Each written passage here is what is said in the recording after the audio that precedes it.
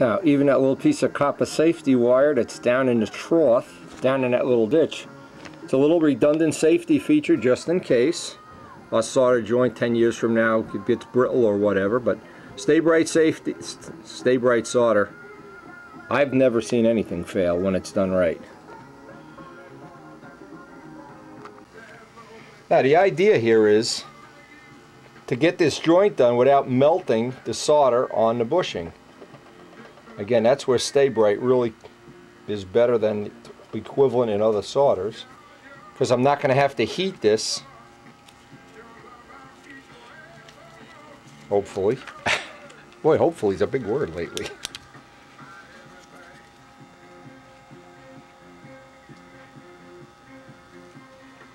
I want to get a nice amount of solder so this, I don't have to apply any more heat than I have to. I want this to really start cooking here.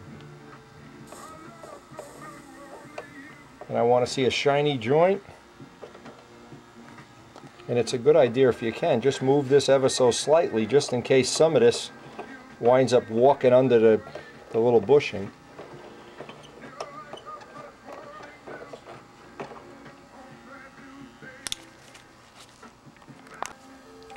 Now, one thing I never want to do here is forget to deflux these joints. Very, very important. Because the flux that goes with Stay Bright solder is actually sulfuric acid. There's sulfuric acid in it anyway. And it'll corrode any kind of material, any metal, anything.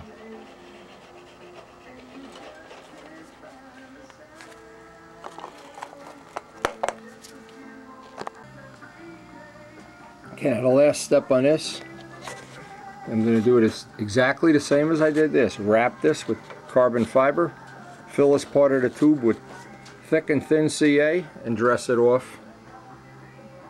And boy, that clearance that we were looking for right in there, boy, that was a hard thing to figure out and to get it just right.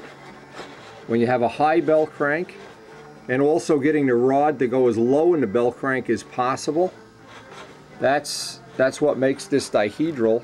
Well, we hope up to this point we're not going to have any issues to deal with. We've got everything very neutralized here all at the same time. And once I finish off that joint, I can join that sheeting in, and then we can start working on the flaps.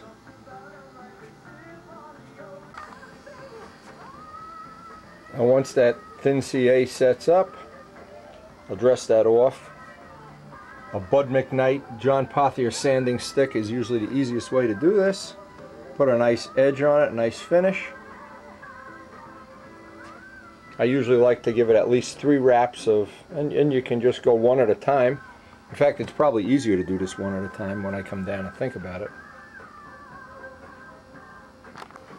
But it's looking at this geometry that gave me all the anxiety early on, but we do have a nice straight shot to the bell crank. And the one thing I would not want to have compromised here is to have a push rod with a bend, or a push rod sticking way up out of the bell crank, or some other geometry compromise here that might have compromised the controls in the plane. I think this setup is just about as good as I could ever imagined it. And that was one of the key things with the dihedral in the wing. That was something I really, well, we're going to see obviously somewhere down the road, but it's the kind of thing, it just isn't as easy as it looks. Until you start laying it out, you realize it's a lot of complex decisions along the way. Alright, that should be kicked off by now. Let me dress this off.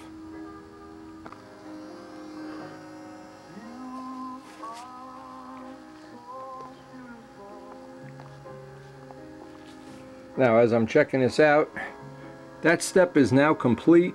I think we're in really good shape, and we're ready to join that top sheet as the next step after a nice cup of coffee. Okay, now before we do this, I can see what Joe did. He's got a slit down the middle here, which obviously brings the joint together. We're going to glass the middle of this, so that's not a problem. But I need to line this up, get it to fit real nice. I got to take into account the bell crank bolt, which is right there. Drill that hole first. Now the first thing I'm going to do is just put a little bit of glue on this. This is slow drying, so this will give me a minute or two to work.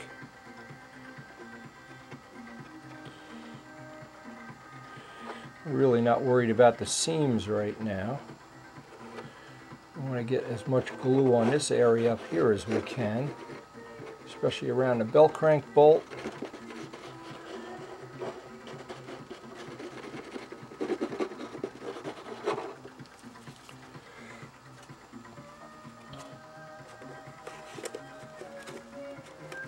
Get that pressed down. Let's see if we can get this to sit the way we want.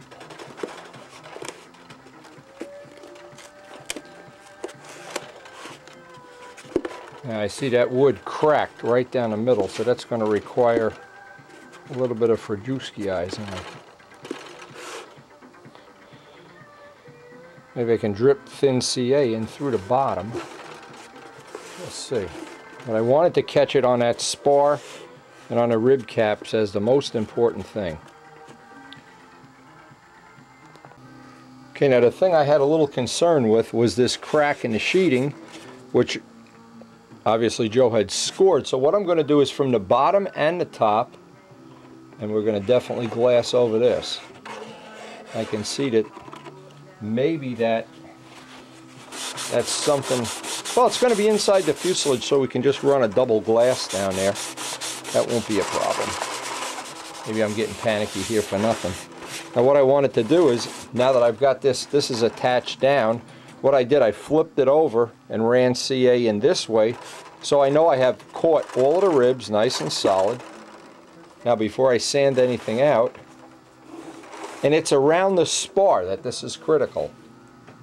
The area not around the spar, I'm not real concerned with. It's the area right around the spar that I want to have double and triple glue on, and fiberglass. Because the center of the wing right here, and I see that's where the joint is, the stress riser. Right there is the stress riser of the wing where it would tend to crack. So I think when we go to glass this, we'll do glass ellipses and maybe a piece down the middle. I'll have to think that through. Want plenty by the belt crank and by this, where this joins the spar. This is our structural part of this. This is not one of those things you can just trade away.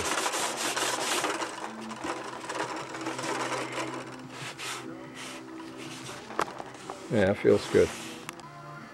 Now all these joints are glued from the inside, and I pointed the nose down and just ran some thin CA in there. But still, this I don't know. We're going to glass it, and that's the end of that.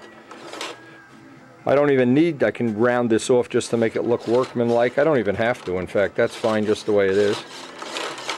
We got no bind on that, no rubbing anywhere, no clicking of the push rod, nothing that's going to be a problem.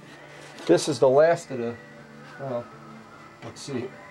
Once this is glued, then I'm going to spend a couple hours just sanding these areas in to see if there's any weak areas in the sheeting.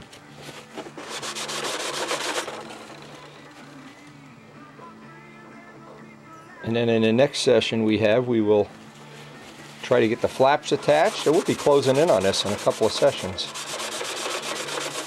Again, these rainy days, it's very, very pleasant working down here. Very nice.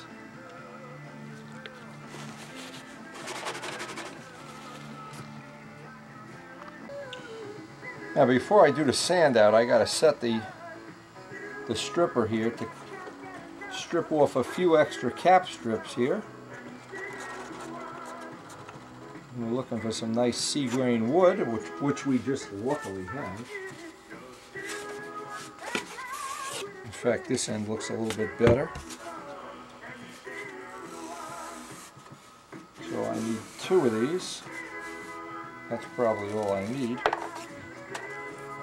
Even the cap strips I'd like to have sea-grain if possible. Yeah, that'll be plenty. I'm going to trim these pretty accurate, or as accurate as I can.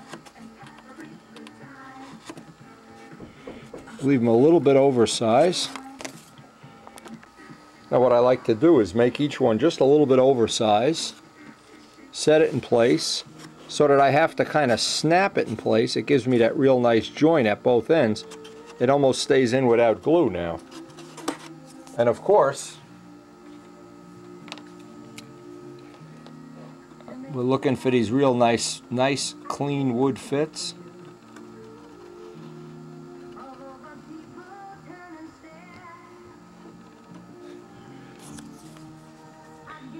And it's good to have this on end grain, of course.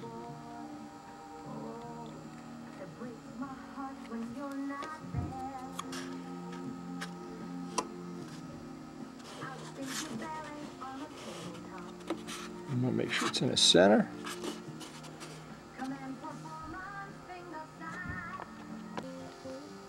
Now I want to spend probably the rest of this session doing a real thorough sand out on this.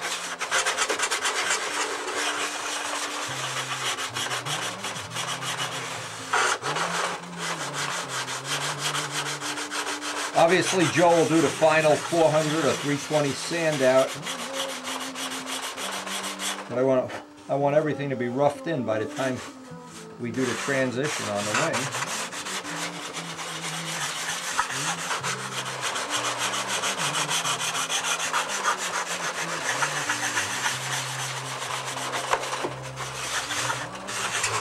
And there's something about working on a traditional D-tube wing, very nostalgic, and brings back a lot of good memories of.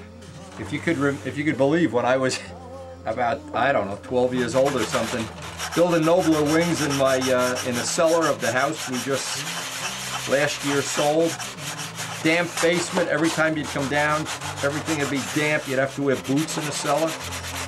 Yeah, but they got built. That's why one of the reasons I appreciate having a good house right now. Good work environment.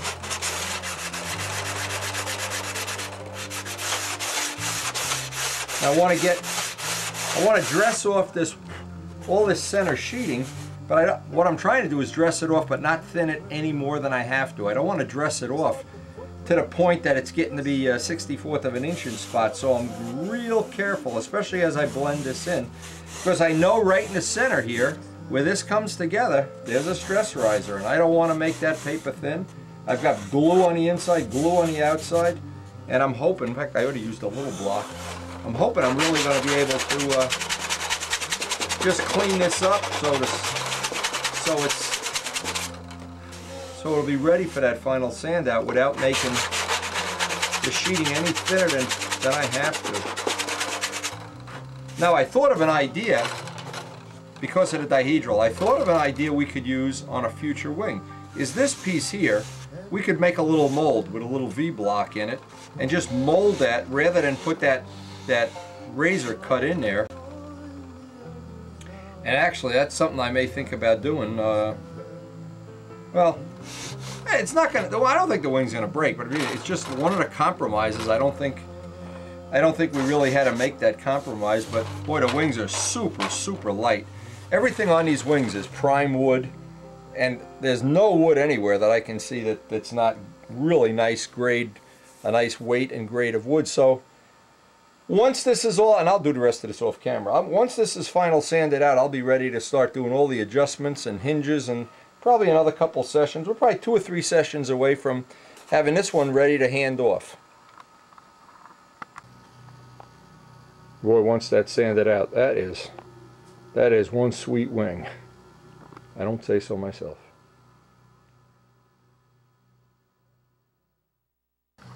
Hey, what I did, I bent up a wire here, put a point on one side, and what I need to do now, and this would have been maybe easier to do earlier on in the construction, but we can always find a way of retro doing it, that's a nice word. Anyway, what I need to do now is establish a center line in the wing. Now the idea of this is, I'm going to go from the back on the center line of the rib and poke a hole through on both sides.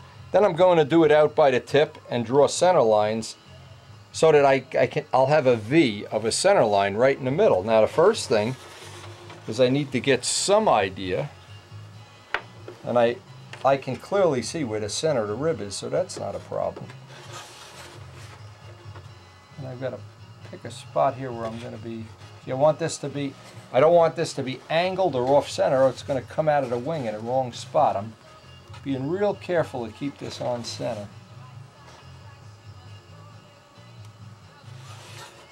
That looks pretty good, and it looks like we're really on center.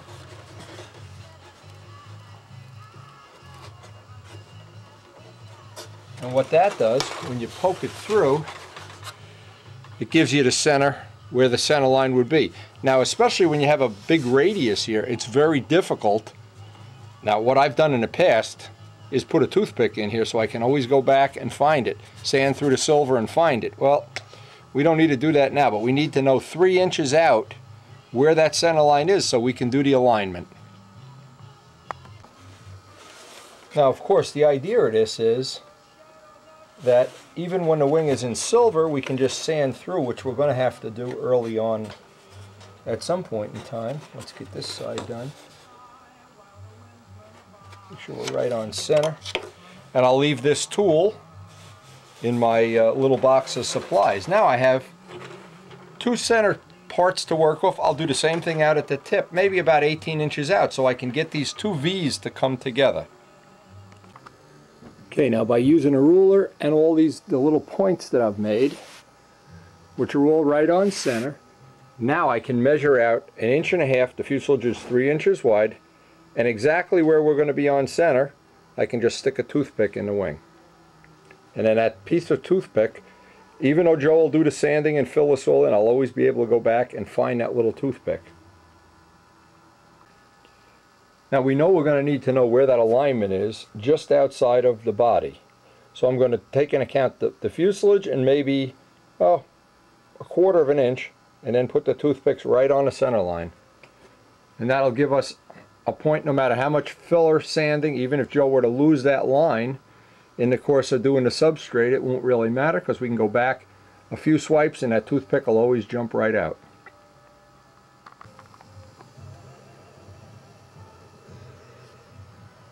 And no matter what, I don't want to take any chance that somewhere down the road when we have our session of putting the fuselage into the wing and doing that assembly with the bulkhead, that I can't go back and find that center line.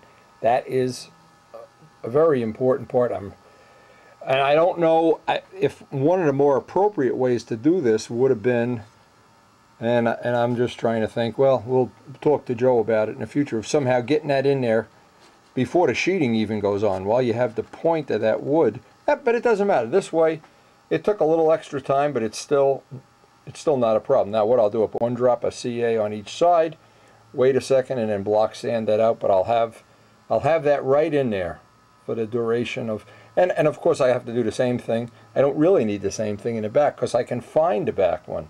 It'll be the hinge line. But this one with that, and what's beautiful about this wing, it has such a nice round radius, which I know in a stunner really is what I want to have. The more radius I can get on the wing, actually the better. It's more stable and level flight to a point, obviously, unless you make it flat. But something we've learned over the years, and I think most people have shared the knowledge, that a blunt leading edge is better than a razor point.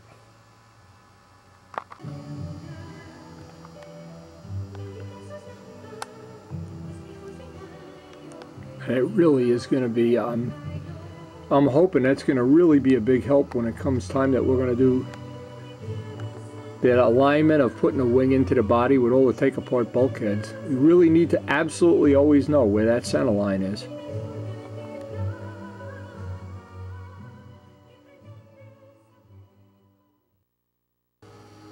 Now the next thing I have to know is how much to trim off of these.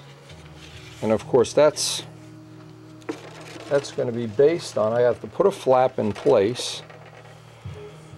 I know the wire could end here, but here's the problem. The thickness of the Lucky Box, I can only make these as long as the Lucky Box. So I have to get the Lucky Box out, see how long, and in other words, the Lucky Box can't stick out. In fact, it's got to be up maybe 1/8 inch so we can blend this down and sand it in. And then that length, I can take and cut these two horn legs out. Once I know how long that lucky box is going to be, I could trim these horn legs off. Here's the lucky box, and even though I know it's going to be on an angle, we're going to have to trim some of this away. I really just need to know the maximum length this would be. As we taper it out, we actually could go right about there, and I guess I'm going to take 1/8 of an inch off,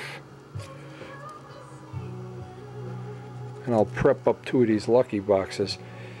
I want to sand them all around and then cap this off so CA doesn't run inside. And we're not going to get to do this tonight. We're going to get to do this on the next session, but what I'm doing is prepping up for that session. One thing nice, this brass does cut relatively easily. I want to dress it off as step 1.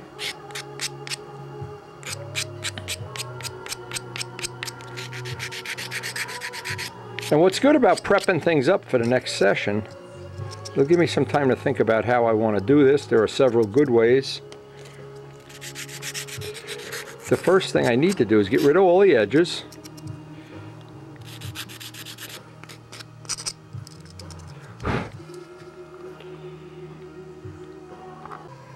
I want to seal one end up with a piece of, well, just a piece of scrap 16th balsa, so that there's no way, as I'm working on this and putting CA in it, this whole thing fills up with CA and then we lose.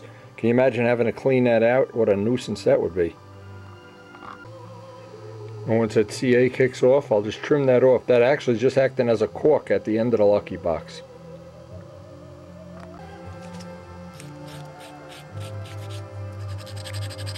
And I want to roughen up all the surfaces that are going to be glued just to get a better bite on this.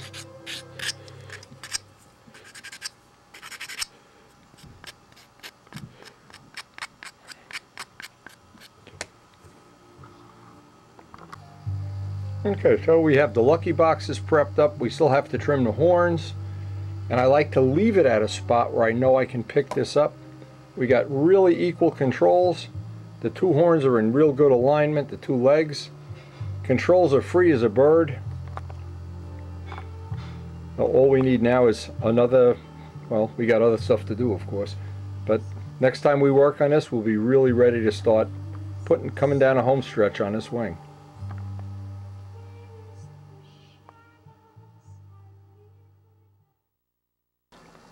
So as we take a little break here, our birds they're abandoning us.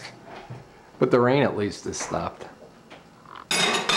Oh my God, they're scaring all the birds away. Oh my God. Oh, they're starving today. This is our latest little treat. We have, what'd you cut up in here? Fruit and bread and cake and... Pears and bread and pound cake. So all our birds are getting fatter. We're fattening them up. Now, we've dealt with installing the lucky boxes in several different ways. On the A26, and I think that worked just about as well as it possibly could. We had to do them on a stab and elevator too. Did not have any problems with them, but again, now this is the first time we're using these little brass boxes, and I'm trying to come up with, and I know Joe has used them, come up with the optimum system so it'll be easy to do, and the controls will be free as glass. And I remember the first time, and boy, in fact, if I get nostalgic, I always look back at this video. Warren Walker helped me figure out quite a bit of the things that, we bought parts, and we bought servo meters, and we bought springs and wires and all kinds of cables for drills and everything. But what worked the best was the lucky boxes. The lucky boxes, and I mean, these are planes that have been in service, lots of flights, and I think relatively bulletproof. So we're definitely committed to the lucky boxes, but this is the first time we're using these little brass square tubes that Joe has provided for us. Now what happens as this goes through its rotation, and the first thing we're going to have to do is set up the hinges. But as this goes through its rotation, this leg is going to go back and forth. And so we have to establish, and what I really have to do very accurately, that's why I have to have the hinges in first, how far out it goes, how far in it goes. Of course, this is going to get trimmed back to the end of the lucky boxes. The thickness here is the critical thing. Now, because these are 3/8 flaps, we get a little more meat and potatoes out here. But normally in 1/4-inch flaps, there's nothing left at the end of it, and then I would glass over this end, which is, I think, the way we did all the bombers and things like that. But this is one of the things, and I'm glad I'm starting early in the morning like this, because it's a critical thing. If you build any binding into it at this point, and then you're going to live with this binding forever. If you get this nice and smooth, it's going to stay nice and smooth forever. And right now, these controls are just about as sweet as it gets, and I don't want to do anything that's going to cause a bind, or because we have dihedral and we have forward sweep, so it's really a critical thing. Now, it's worth mentioning, Al Raby, who's done probably more of this than I have, in fact definitely has, the last model he did, not the one that I have up in the attic, he glued this right to the flap. At I think, but he disagrees, a penalty in bind. In other words, at 10 degrees, no bind at all. But at 20 and maybe at 30, I don't know. Again, because basically this is Joe's wing and we've had such good luck with the lucky boxes, we're going to stick with this system. But before we can do this system today, I got to set up the hinges.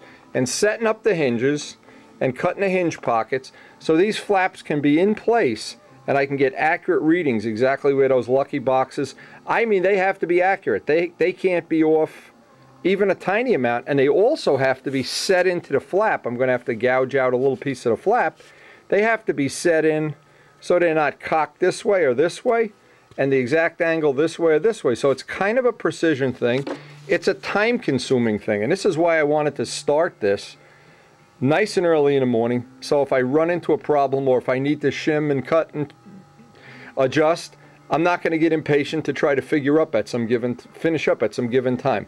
This is probably going to be the better part of a session today, but to get this done and the hinges in, we're pretty much going to be ready then for the final sand out of the wing at the end of this session.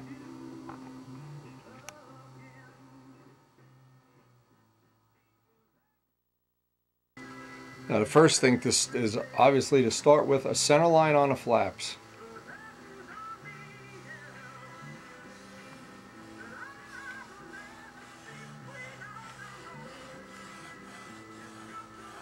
Now as the flap gets out to the edge, of course it's a little tricky, and I've got to eyeball the taper.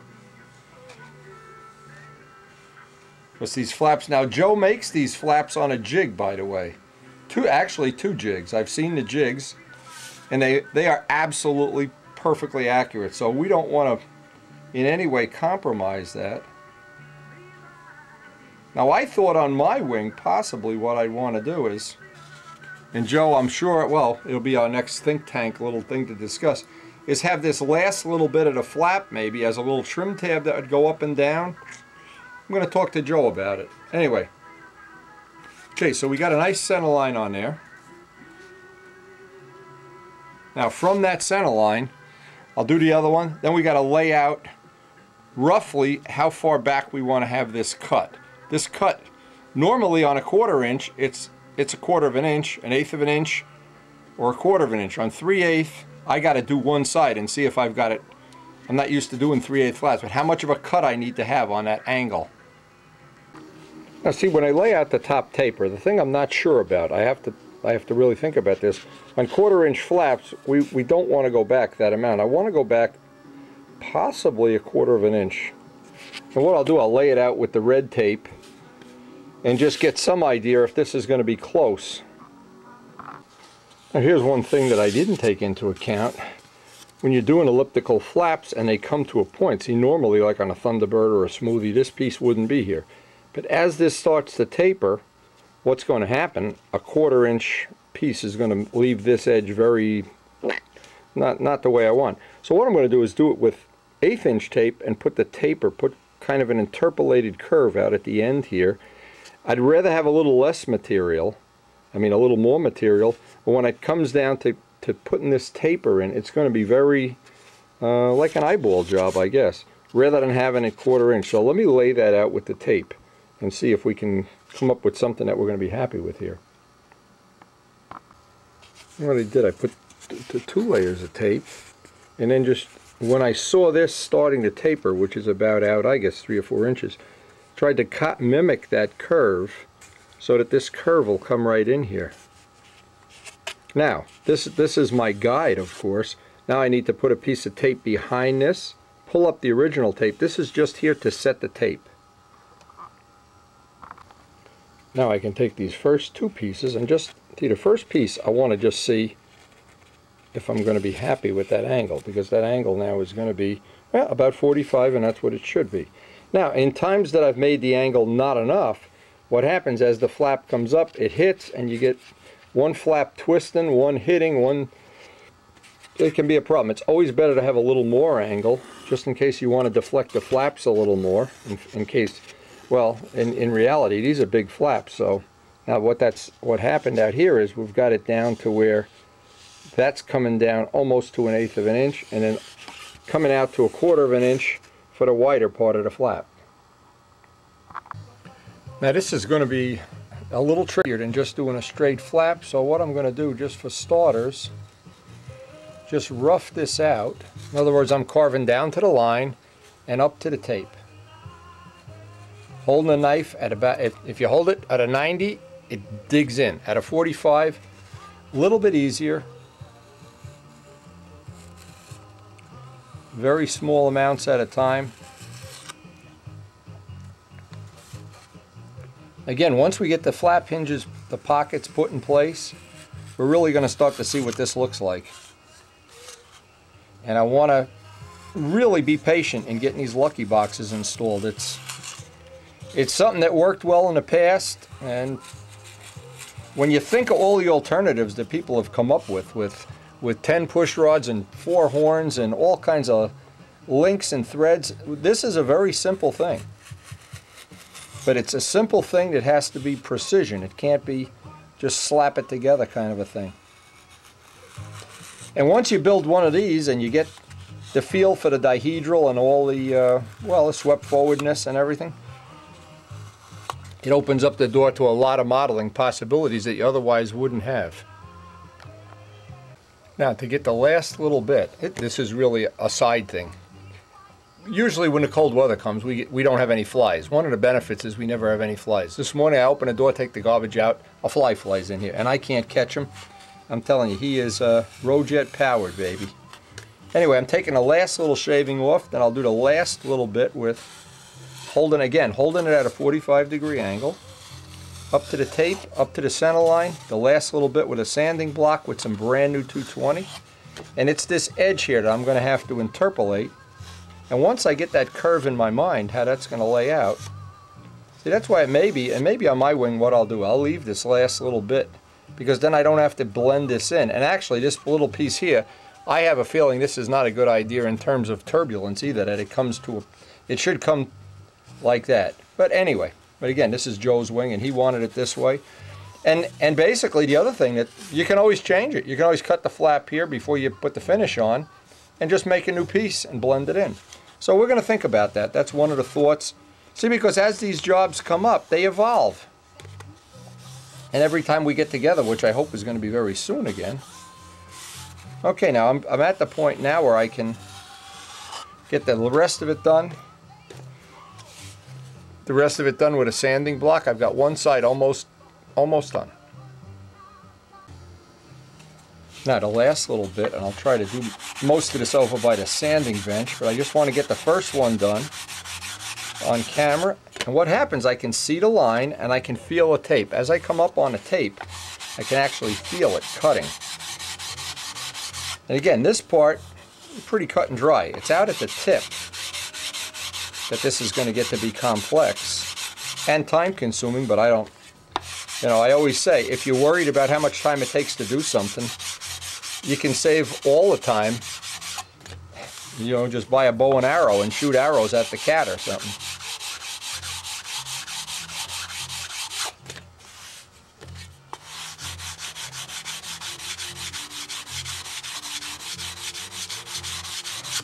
Now I'm starting to see that curve come in. Yeah, that's going to be just about right.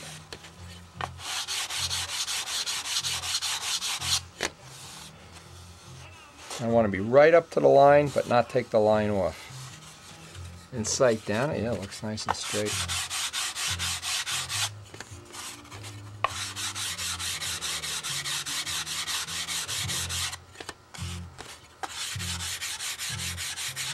Now this is difficult for another reason. Normally, when we do flaps, we never sand out the tip. On a typical straight line stunt chip, you would leave the last end to match the tip. That end wouldn't get carved. You'd leave an extra 1/4 inch. Then what you do is set the horn in place, and that would make a permanent set to where this was.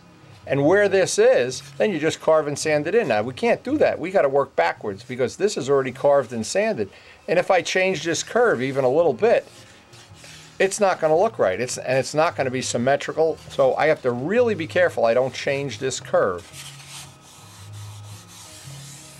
All right, one side of this looks done. Okay, now the next side is obviously get this side done exactly the same with the tape, carve the other side in, and then see how these two marry up. See, when they come together, they're going to be constant, and then they're going to start to taper. Now get the other side done. I don't need to do that on camera, but then we'll have one flap in our hand and we can start. Well, we'll get all of this done and get the hinges in. I don't want to rush this. That's the problem. If this is sloppy, it's really not going to look good at all.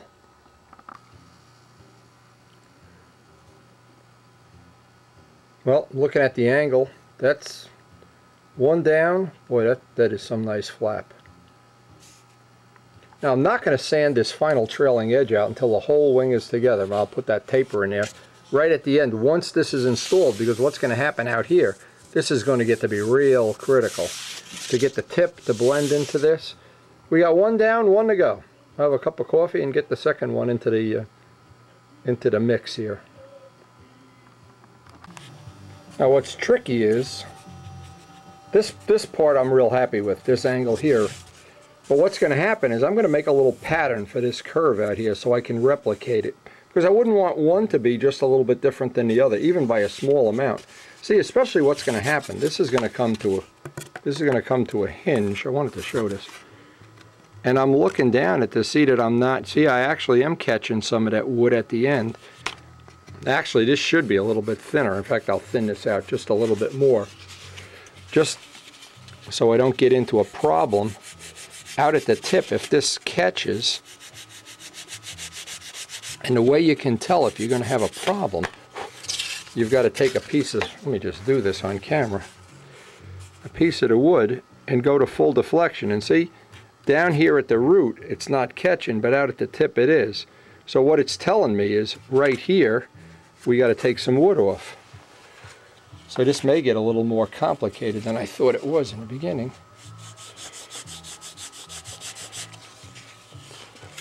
But every little detail just takes time.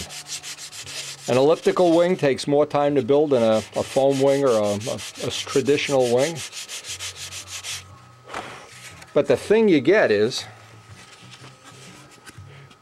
there's a lot of aerodynamic efficiencies to an elliptical wing. Oh, that's nice now. Now we're close. Now I want to see this side. See, when that comes up, it should kiss. The whole thing should kiss together. There shouldn't be a hard spot. That looks real close. Maybe one more swipe here.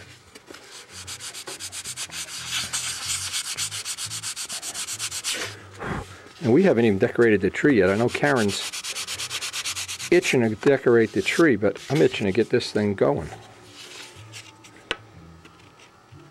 And again, this is the test, and I need to do it to both. Oh, that's nice. Now, that seals real nice both ways. But always look for a hard spot. If you have a hard spot, just block sand it down with a block. Because all these curves and points and edges, that's what gives the Spitfire its unique look. And another thing about elliptical wings make most of their lift right in at the root, which is ideal for a stunt ship. Okay, so next thing I'll do the other one off camera. That'll give me a little excuse to have another cup of coffee. Then we'll come back to this when we have both of these flaps pretty much going to be ready. Actually, they're going to be ready by the time I have another cup of coffee to put the hinge pockets in. Lay out the hinge pocketing, get a hinge pocket tool. There, we got both of these, and they really came out nice. Except for doing the trailing edge here. Now, the next step on this, and I don't know that this is overkill, of course. I want to figure out which is the heavier one, make that the outer flap. Let's see what kind of weights we have on these. And these are really well within the range.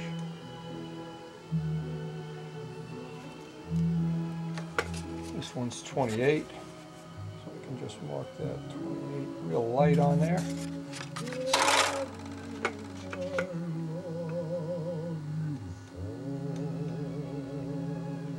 Within a gram of each other, it's not even going to matter. But a lot of times if you have, and it's, the real problem isn't that it's the weight.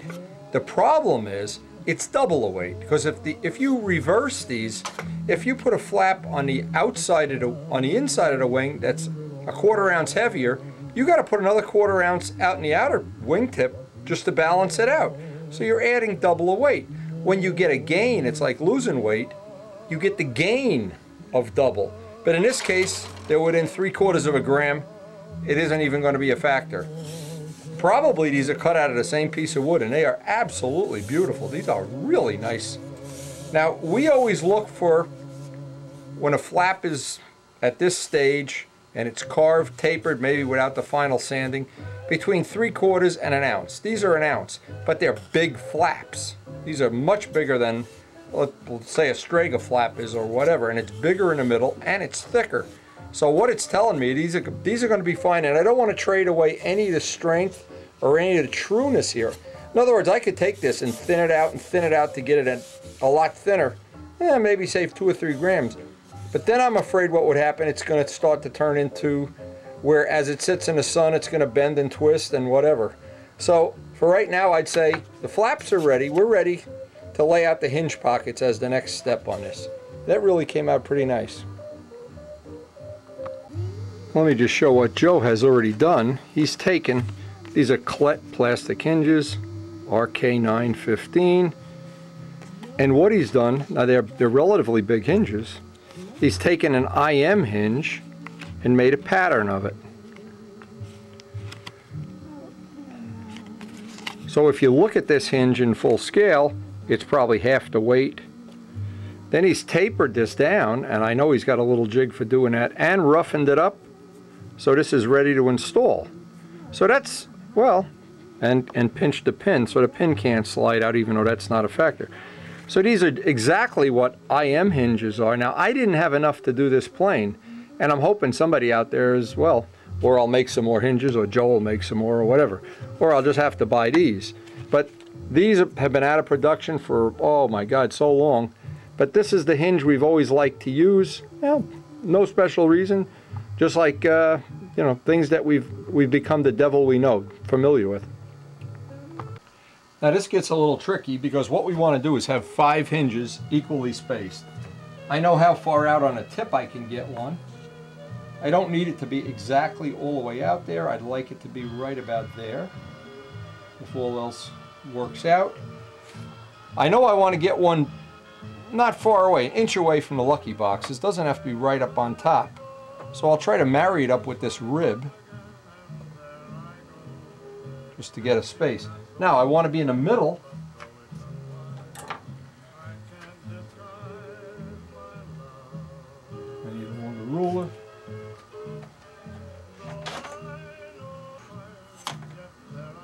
So we're talking about 24 inches. We'll put one at 12. One will work right here. Notice I'm trying to line them up where there's a rib just to make it a little stronger. Free strength. Now I can pretty much just get one in the middle here.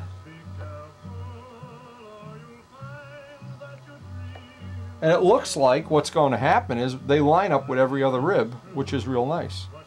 That lines up. I can just vary these now. So they line up with individual ribs. And the one out at the tip, I guess, is going to be a little bit of a compromise, a little closer.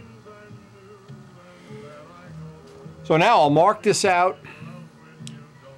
And then I need to cut, I need to see if my tool, and I see if I can find a tool, it'll be a miracle. I have a hinge slotting tool, not a hinge slotter, a hinge pocket tool that should work real well. Now what I can do is, I put 2 pieces of tape where the first 2 hinges are. And what I wanted to do is I want to make sure I have the exact separation. In fact, this one is not right. I was doing this on the inside, not the outside. The reason is I'd like to have an equal space between all the hinges. This is just a double check, of course. And I don't want to have this hinge way in here and have this flopping around, but if I get it any further out here, it's gonna pucker the wood up and it's gonna be unsightly. Now when it comes to that, one of the things that really bothers me a lot is when I make hinge pockets and they're too small, and then when you go to buff out the plane, and the plane's all buffed out, everything's flat as a pancake, you put a hinge in and it goes, boy does that aggravate me. So what I tend to do is make the hinge pockets just a little bit bigger than they have to be, a little bit thicker. But now I've checked each one, that I've got 90 degrees on all of these. We're ready to see if we can find that hinge pocket tool. If not, we're gonna have to make one. Now, I went to the box and I have all these hinge slotting tools. This is one, and it's a good thing I marked these. IMs. Some of these are thinner than they need to be. The obvious reason is, and these clet barrels may be thicker, I don't know. Yeah, the clet barrels are thicker. These are too wide anyway, so we can't use that one. This is the Testarossa one. These barrels are thinner than these, so we can't use that one. Let's see what this one's like. This one's too wide. So, not feeling good about this. Oh, here's one. Here's one that's right. Now what does this say? Shallow pockets. Okay, so what shallow pockets are means this only cuts half of the hinge away. So what I'm going to have to do is thicken this up. I'm going to have to lay out a piece of 64th on this. This one's not going to be any good either. That's why it's always good. I've used a lot of different hinges over the years. And see, that's going to cut a slot that's way too thin. That's not going to do me any good. Okay, so to get this right, here's the tool that I need. I need to heat the sandpaper. I don't even have to heat it, just take it off. Run another strip down here so that between this and the sandpaper, it's going to give me the thickness of the barrel. And when I cut this, this is going to bottom out, and that dimension is going to give me the thickness of the barrel. So I'll just need to modify this, and I'll be able to do this in a few minutes.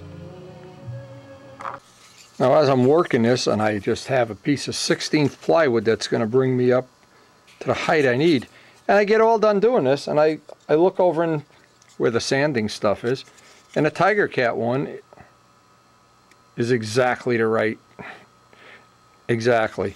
So rather than fool around here, we're just going to use the Tiger Cat one, and that's exactly the right size. Good to always mark these, by the way. Now what I'll do, I'll mark this up for the Spitfire too. A new piece of Bernie Trent sticky back paper on this. We're ready to cut some hinge slots. What I do, I crease the edge, and I can really probably use this just as a guide. Having these little tools really makes the modeling part of your life a lot more fun. I don't know about easier or cheaper or whatever, but I remember the old days trying to cut these slots with X-Acto knives and stuff. Now, there's only one little trick to remember about these little sanding blocks. Once you get the paper on there, I wanted to put this on the tape. Oops, just take another sanding block and just touch the edge.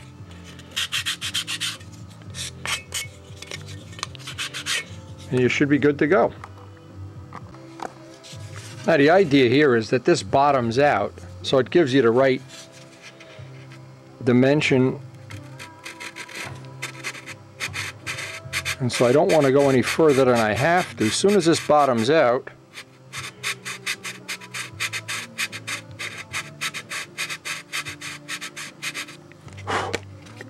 and now let's see if we got the right dimension.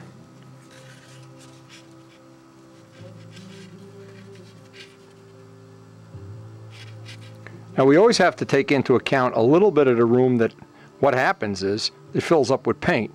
And then what happens when you go to push this in, you catch that edge and you break the edge, and it's not real attractive. So it looks like we've got this just about, actually could go even a little bit more. Another 1/64 of an inch. So that means we can just bottom this out.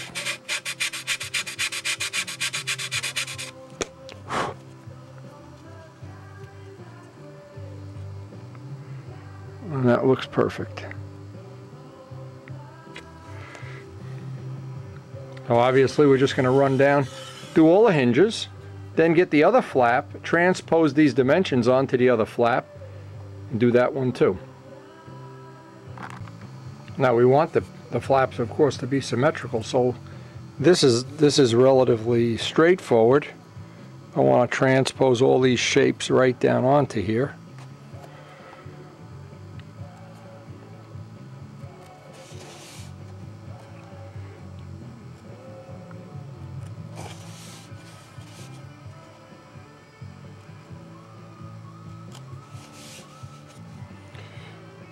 And then we're going to have to get the center lines back on here and cut some hinge slots.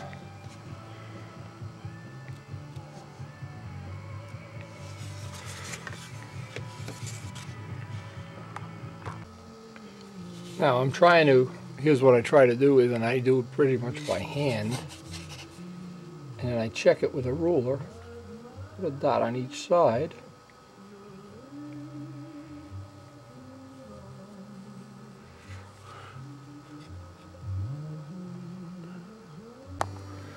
Now this is a real tricky part. I have the center lines on there. What I try to do is go over to the vacuuming bench, and I'm going to try to do it from my perspective.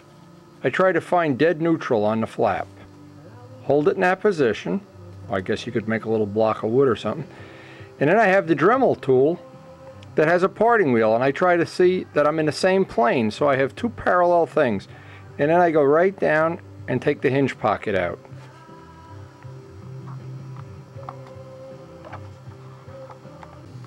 Now it's an ordinary parting wheel, and you know what? Many times if you do this, it's always a good idea.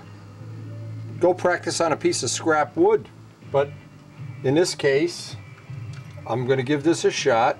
Now, if I miss it for some reason, or it's crooked, I can open it up a little more and just slide a piece of 1/64 plywood to act as a shim to get it right back to where I want it.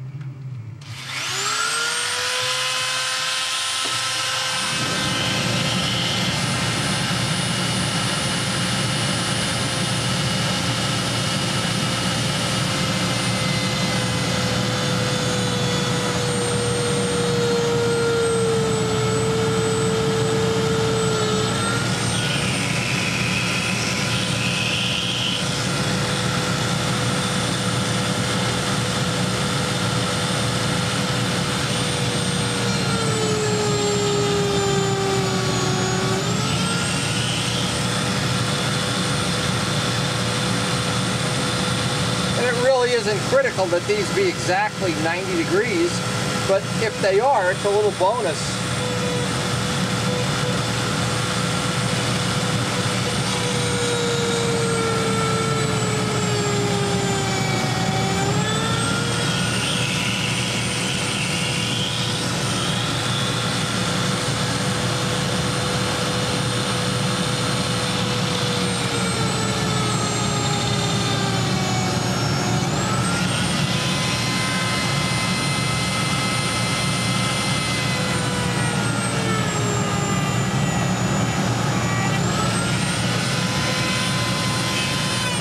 Now I want to be real clear about something. We're using a, let me go back to the tool. What am I doing here?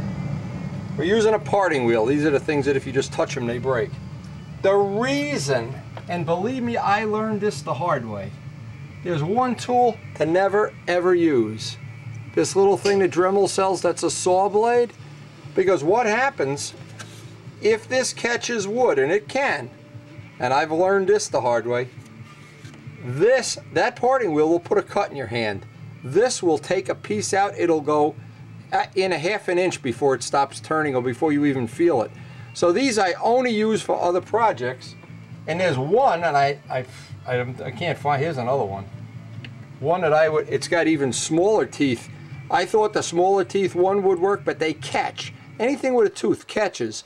Where the carbide ones, these parting wheel things, what happens to them, they just burn their way through. In fact, you can see some of the burn that's in the hinge pocket area here. Doesn't matter, these make a nice fit. Ordinary parting wheel. Now, what's the advantage of this? These are Joe's hinges, and he's tapered this to be what an IM hinge is. And basically you need 5, 5, 3, 3. You need 16 or 18 hinges, and if you don't have them all match, I would like them all to match anyway, but the nice thing about these, you can buy them. And those IMs, I'm always trying to hit people up for them. I get 10, I get 5, I get 3. Some of them don't bend, so maybe Joe's onto something here. Anyway, using that parting wheel and using Joe's hinge, which is etched, he's already got the lines in it for the final fit. Here's what we want. I want a press fit. I want a little bit of clearance for paint on both sides. I want to be able to take it in and out without chunking out pieces of balsa. And I want to have a fit that's tight enough that I can keep neutral. See, I don't want this to be a sloppy fit unless I have to adjust one of them, because I'm going to taper this in with a sanding block, and I want everything to be just as tight as possible when I do that.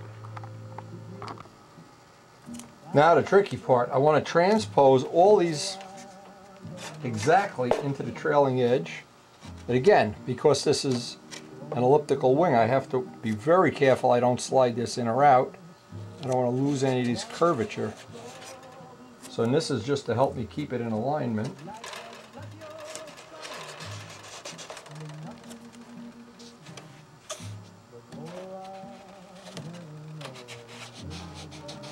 Now I can take and transpose all of these hinge lines. Let's make sure we got that nice. And I can transpose all of my hinge lines here.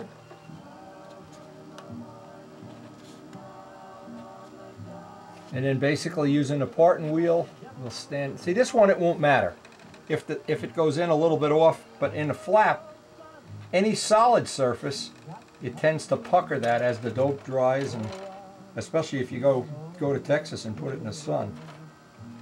Okay, so now I've got these, and this will just be a repeat performance on each side. Get the slots in there, and then we'll be ready to start working on the lucky boxes. Now what I like to do is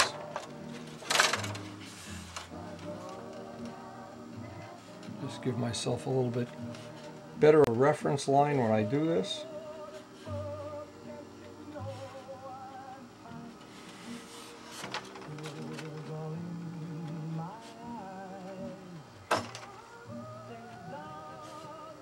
I think hinging is one of the things that there's quite a few people I've known that they get nervous about doing hinges, or they get discombobulated or frustrated or whatever it is. And if you go to step by step by step by step, I have a feeling most people can get this very quickly. Okay, the last step here before we can work on the lucky boxes, just take care of these, put the slots in here. We can't really attach the hinges until we do the work on the lucky boxes, but we're going to save that for our next session.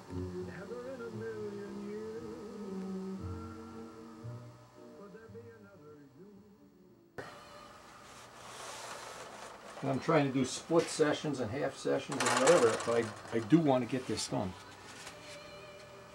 And I got really great news. This is the best news of a long time. Tonight is the last night of Dancing with the Stars. Yes! We return the television to you. Now I marked the flaps, which were inner, which were outer, even though it's not real critical. Just a free little bonus here. Now, the next step is I want to take, and I'll do it one flap at a time. I got to put all the hinges in, and then I have to figure out the angle where the lucky boxes are going to go. Now, step one, before we can go any further, we got to trim off the amount of horn that's going to not work. I'm going to move this back just a little bit. I need to have a little clearance, and this will support it. We know this horn, this is where the flap tapers, and we run out of ability to bury this box in the horn.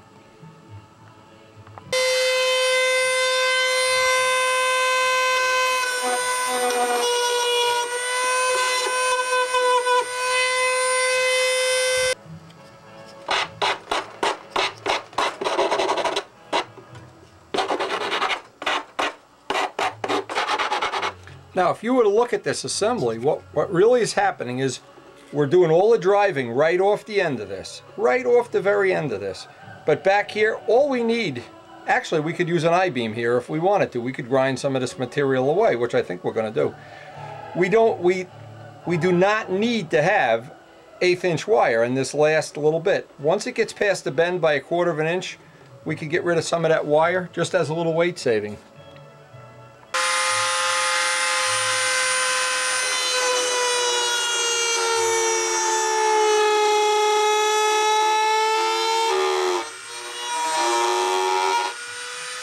See, now the idea is to leave the last 1/4 of an inch solid, because that's where our driving force is coming from. Nothing's happening in here. If we were to be, we could take probably even more material than that off. But even that's a good start. But we don't want to change any of the height. The height needs to stay constant so it's a tight fit in the box. But the width doesn't have to be, because this is way overkill, especially when you take into account how strong the box is going to make the flap as a side benefit. Now I can't get the last hinge in, of course, because I have to bend this down. And I can see that I need about, a 1/16 of an inch in that dimension. And in the up dimension, it walks this way. And it's because of the angle of the flap. So I need to actually go even more than this. Let me trace it out. And then I can pretty much hopefully set the lucky box. This is how far one end of the lucky box has to go. And in a down dimension, it needs to go all the way to there. So that's the dimension that I need to work off. So now I know, here's the lucky box. I know how far in this horn is going to have to move, so I can establish pretty much where it's going to have to go. And I can probably, let's see if I can cheat this a little bit. Maybe I can cheat it. Nope. Nope, it's got to go right to the front. And then I'll grind some of this off. In fact, an easier way to do this would be just to shorten it right now. So what I'm going to have to do is shorten this the amount, see, because in the front it's going to taper. So I've got to take into account that taper, and I don't want to have this lump sticking out of the flap. So what I need to do is go from here to here, but that isn't going to work because it's going to stick up out of the flap. We could shorten it 1/4 of an inch, so that's the next step. Now, because these are shorter now, and I think I need to know where they're going to stick out the front, which is right there, so I can make an impression. Whoops, about, they're going to go here, and I can estimate pretty much where these are going to wind up going. This is going to be the top view.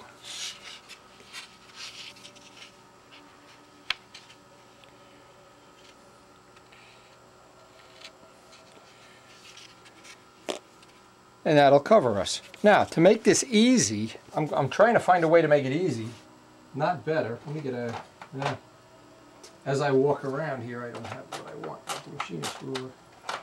I think the easiest way to do this, again, I'm inventing this as I go along, is I need to cut this piece off, which is going to be a cap, because we're more than likely not even going to use this piece.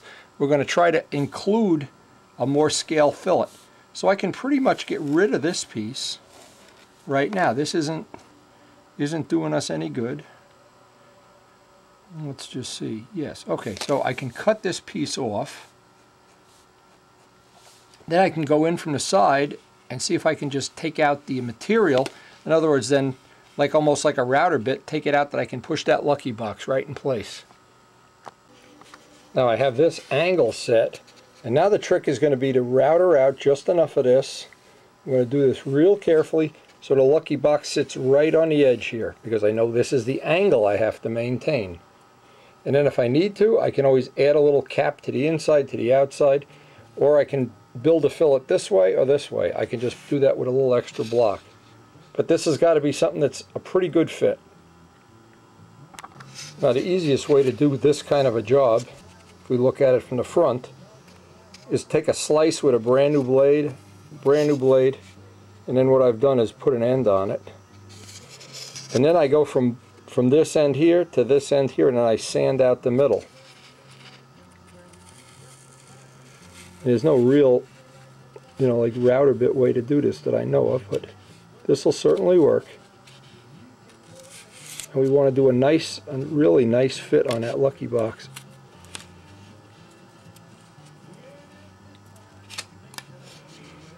And the rest of it we'll just sand out. Now as I got to this point, I realize I've already come up with what I think is going to be an improvement of this. See what happens as I'm sanding this out and working this ditch. What happens, the little pieces chunk off. So what I think I'm going to do to the next piece is trim it to the edge of the lucky box, and then put a block up here, little pieces of scrap. This got so thin, but it's going to be hardened up, of course, and glassed over. So, well, the only problem with this whole thing is it's a very difficult way to do this. I can anticipate a lot easier way. And in fact, putting these little blocks and little pegs in here and hardening it all up with thin CA, well, this whole area is hardened up with thin CA now, but I think the easier way, and I'll do it on the other one and see if it is to just cut this piece. And of course you got to be very careful not to get any CA down into the lucky box. Cut this piece and then put a piece top and bottom, a little filler block. I just think that would be the easier way to do it, but that's what we're learning as this whole process evolves. Now before I do the other one, this was the final test. Is to see that we have perfectly free movement and that our hinge edge is lining up just the way we want. And I see there's just still a little bit of a high spot here. There's just a little high spot here that I need to address. But the movement is absolutely beautiful. So what I'll do is pull this off. And it's an ongoing thing to check little fits like this. It's right up here.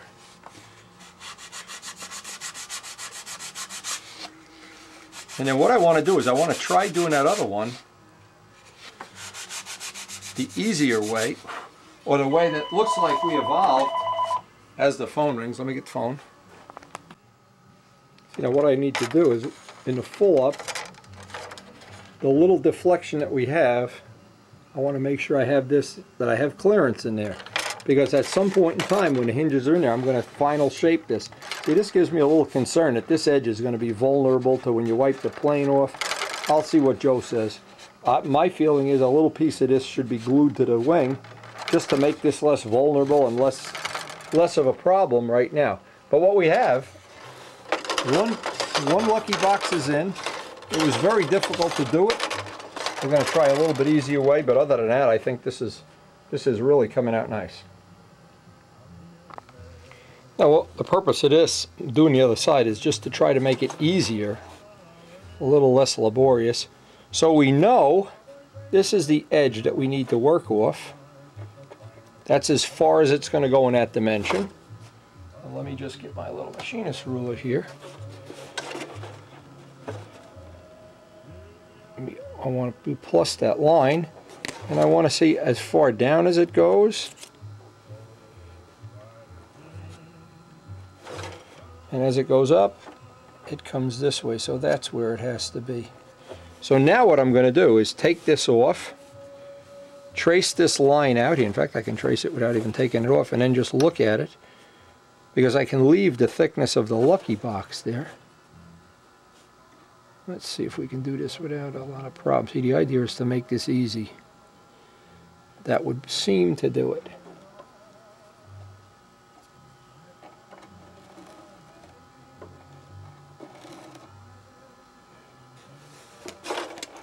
Okay, that's going to give me enough in the down motion. In the up motion, it's perfect. Down motion. Okay, so now I need to take this off.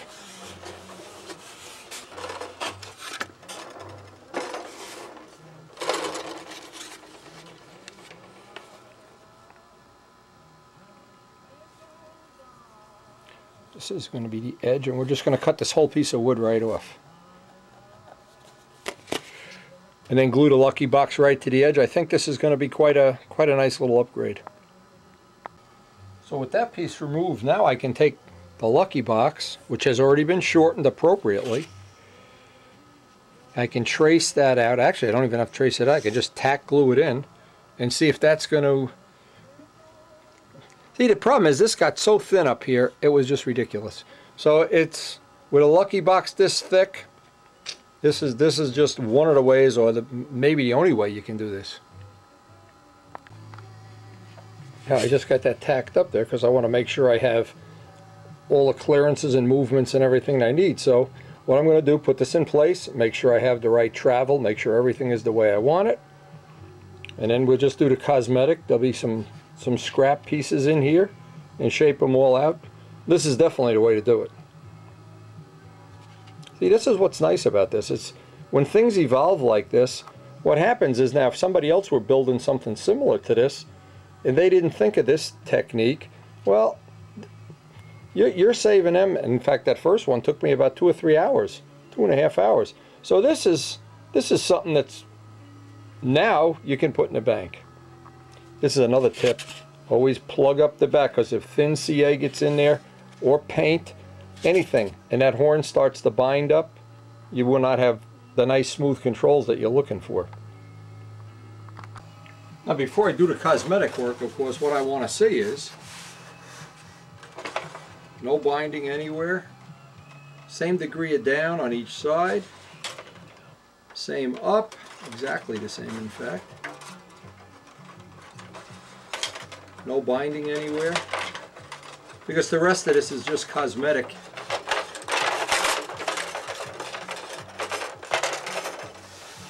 I also sighted down to make sure we're right on the money with the horn here, which we are. That's real nice. Now we're ready to just do the cosmetic part. I can just strip off pieces here.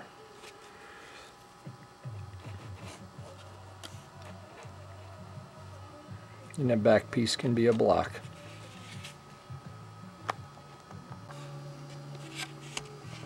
Now I'm just going to make a scrap block in here because I know what the edge is. The edge we're going to work off is the Lucky Box.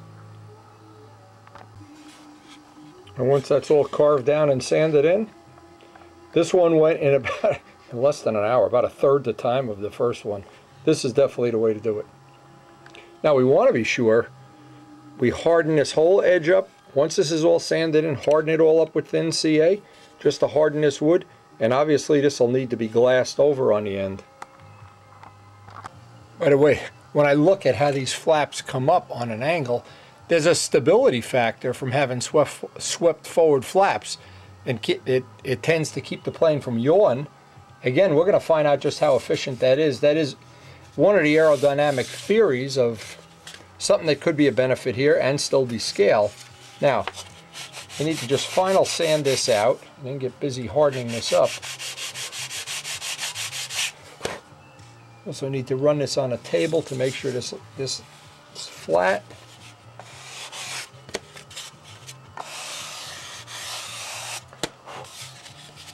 What we're coming up on, and I think we're going to have it in this session, we're going to have that the last step is going to be to final sand out the wing. And I'll spend a couple of days doing that. Now I want to put a cap on this. You can see how this worked out. This is just, let's just look at how this worked out. Where the Lucky Box came right to the end, I'm going to put a cap, a 1/16 on there. That should be all set. And boy, this is the way to do them. Now once that CA kicks off, I'm going to trim that in, and of course harden this whole area up. And I'll do the same thing to the other side too, so we have a balsa cap. Now that angle accounts for that we're going to try to get a nice big scale-like fillet in there, but if we wanted to get a different shape at the end, we could just glue a block to the end. That wouldn't be a big deal at all. And this is a step we do not want to leave out. Now, I do not want to get any of the thin CA down in that brass tube. But I do want to harden all of this up, maybe out an inch. And I would think once we either double tissue that, fiberglass it, something like that, this would really be solid. Notice I don't want to get any down in that tube.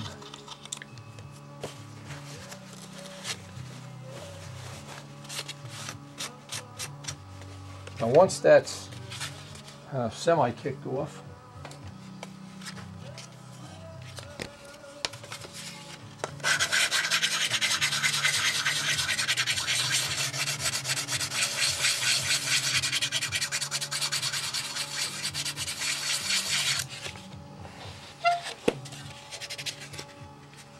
time for a new piece of sandpaper here.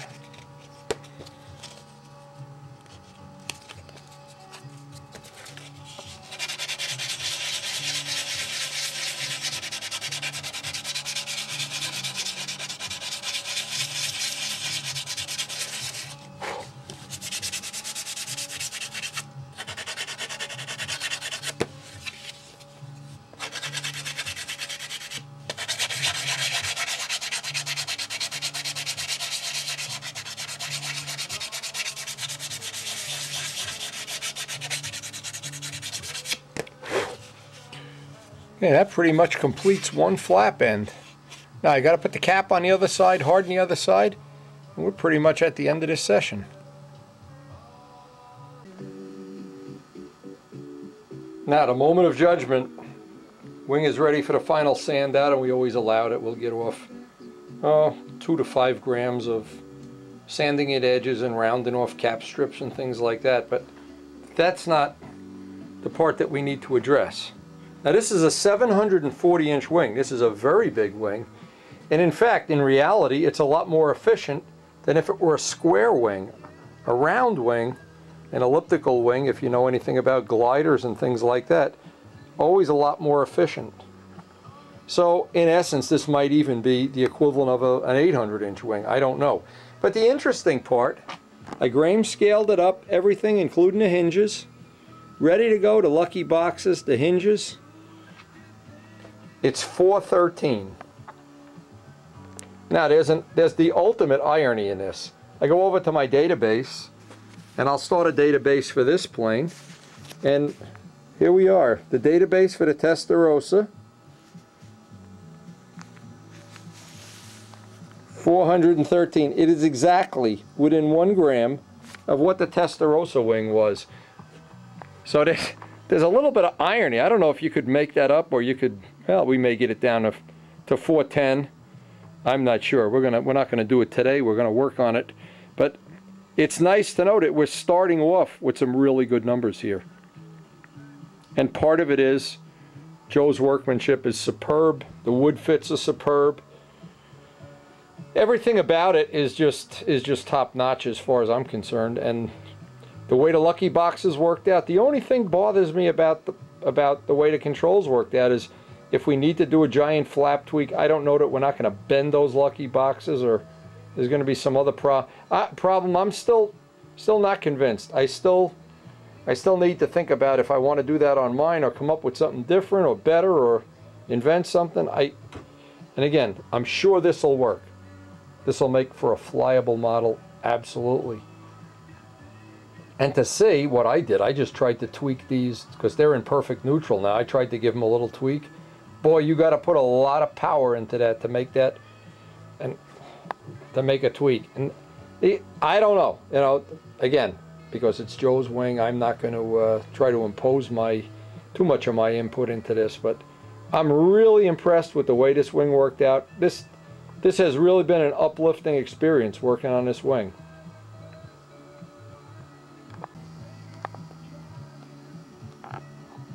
Like I said, the only thing left, we'll do a little bit of the rounding of the edges and sanding the edges, but that's not going to get off a whole lot of weight. But I think we got one wing in the bank here, and whenever it's going to be convenient for Joe to have another session, he can certainly pick this up and go to the silver substrate on it and start dreaming those dreams that we all dream of on cold nights like this. And boy, just knowing it, Dancing with the Stars is toast. Oh, one more Dancing with the Stars and I'm free to sit up there and watch that stuff. Unbelievable. Unbelievable. Dancing with Spitfires. And one thing's for sure, we're going to go to bed tonight dreaming about Spitfires, paint jobs, props, spinners. Hey, we got to pull that spinner mold apart as soon as we run out of things to do. We got the cowl to do, but we're going to bed tonight in a real positive mood. 413 gram, 740 inch framed wing.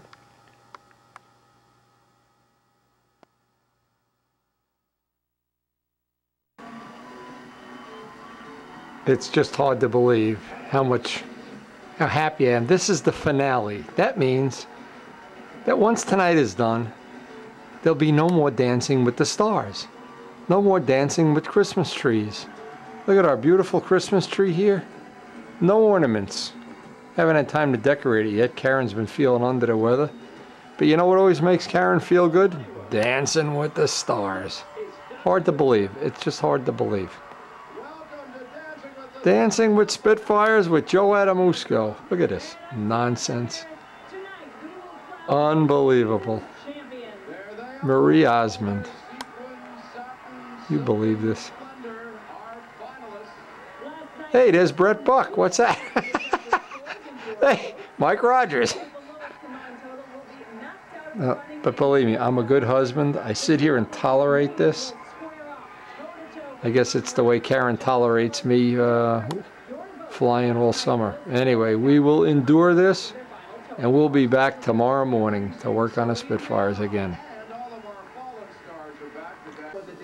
Just hard to believe. Hard to believe. These people need a life. They need a Spitfire. Need a Christmas tree. Well, thank God we never have to watch Dancing with Stars again. I hope they're not going to have like some kind of reruns or something. Maybe you feel that way too. More pictures today from Rich Walbridge, and I'm sure he's as excited as I am about getting moving along with this project. By now he should have the canopy I sent him. Look at this canopy.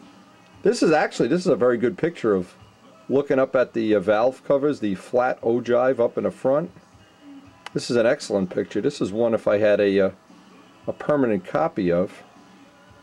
This would be very helpful when we're shaping up the nose. Now, as of today, the last time I emailed Joe, he's working on that nose. He's got the buck started. He's done the side views. He had a little health issue there. Lost a couple days. He was not feeling well, but I'm sure he's back working on it today. No, I mean, you really have to have no blood in your veins not to be impressed with that front end. That is absolutely beautiful. This is what inspired me all the years we did Spitfires. It was 4 years in a row we did Spitfires. And that chine, that little scoop under there, we're going to, of course, try to replicate that. I think we've got the spinner right. And maybe, God forbid, Doran should come through with, he was promising me some ideas for a 5-bladed prop. We'll see where that winds up. Look at this. Oh boy, that's unbelievable. Now, I don't know. Of course, it's a subjective thing. What turns you on and what about aviation is special. But boy, that is the essence of the Spitfire right there. That nose, the 5-blade prop, the Griffin, the big valve covers. And in this case, even the cannons. Look at the cannons on this.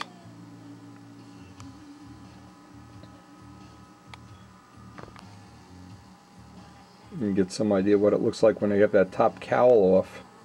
And where the guns are. looks like this is some kind of an assembly line here. I don't have a caption for it, but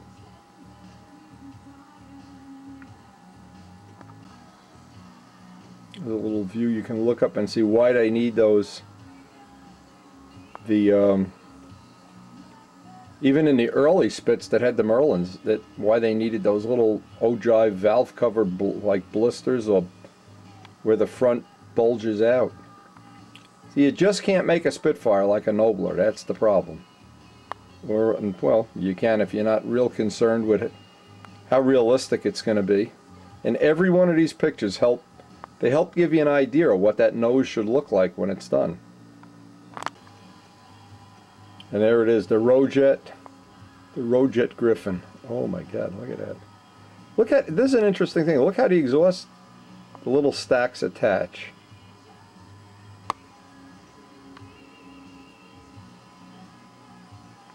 Interesting. I had at one time a book, I don't think I have it anymore, I think it's out on loan, about all the World War II engines, and it had tear downs and showed how some of the shafts worked, and pumps and superchargers and intercoolers, and very interesting stuff.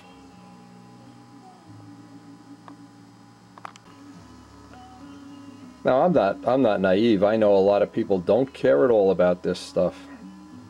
They'd much rather watch Dancing with the Stars or something, or Oprah, or listen to Hillary Clinton give a speech or something. But if you really do like this stuff, and I happen to be one person that's caught up in it, and this, you go to bed at night dreaming about this instead of who's going to win Dancing with the Stars, but these pictures are a real inspiration.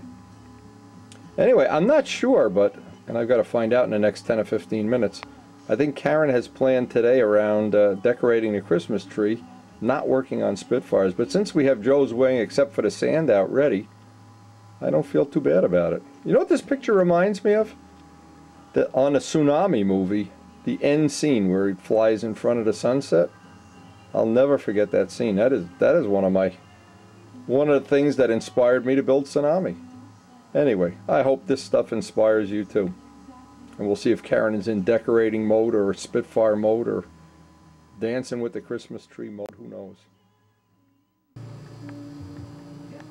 Now, while I'm waiting for Karen to get ready for her, well, our big decorating day is here, I got an email from Rich Walbridge here, and it's time to send him his motor and pipe and props back. So in the time we'll take a break from doing a Christmas tree later, pull this all apart and box it up.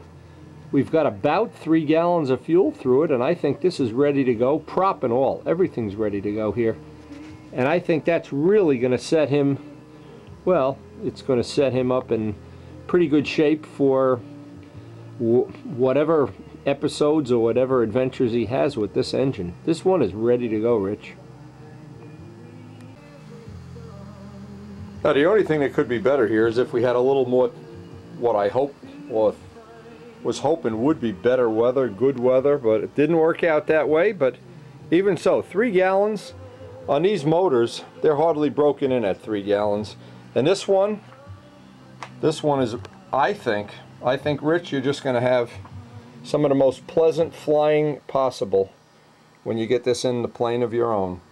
And I'm glad to do it for you, and hope it all works out for you. And hope your Spitfires, hey, I love those pictures, by the way. Thanks for sending those pictures. We always enjoy those pictures. Anything to get us inspired. Inspiration is such a hard thing to define, but I know when you have it, you look at something, you oogle it, you think about it or whatever, and all of a sudden one day you want to build it. And at least that's what happens to me.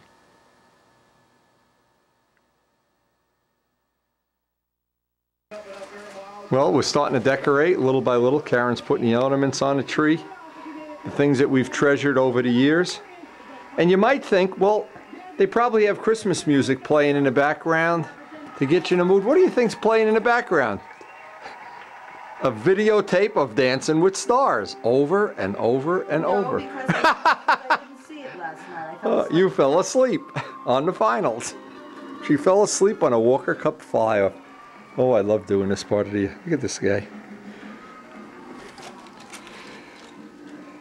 So nice having a new tree. Having new dancing with Spitfires 101. Can you imagine? How good can life be? What do you think, Santa? I think you should go downstairs and work on Joe's Spitfire wing. Sand it out some more. We always have to have a train under the tree. Well, what we decided to do, because we got a new tree this year, next year we're going to make the ultimate village again. And people that have seen us over the years, seen our Christmas decorations, know it gets out of hand very quickly. But what I estimate is I have from Santa's head, I have about 2 feet, because this is an old house with high ceilings. And I'm going to make like the equivalent of a wedding cake with, we have about 50 light up buildings. I don't know how many people and stuff. It's just incredible how much we have. But we have some great memories on this tree. There's things that I just, every time I take the ornaments out of the bag, I think about a certain day or a certain thing, or we even have that chickie ornament there. Christmas is, for us, it's a very special time. I hope it's a very special time, obviously, for your family too. And we just love doing this. This is just, I guess, as well as the trains and the planes and the whatever else, one of the things we really do enjoy. And we love sharing it with you.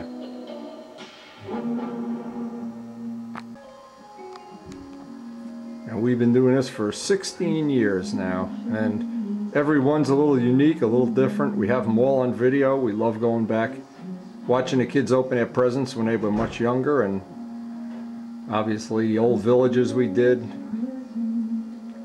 It's a lot of good memories.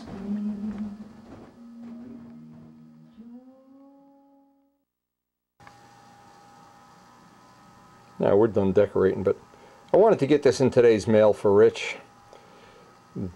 And basically he's got a spare prop I got to go take out of the van. But I'm going to box all this stuff up. And I'm going to find some of it. I've been sharing Warbird books with him. It seems like he really likes them.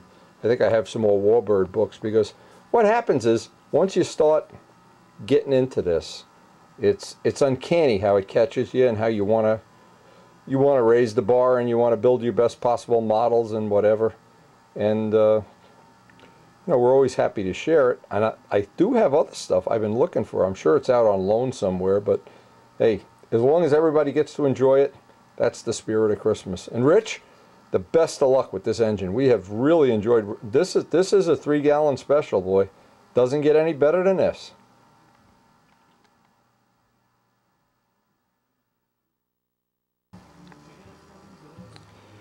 Now this morning we have a real short session. I only have a couple of hours here, basically because of 2 things. Christmas is here, and we're on our little decorating rampage, spending an hour or 2 each day.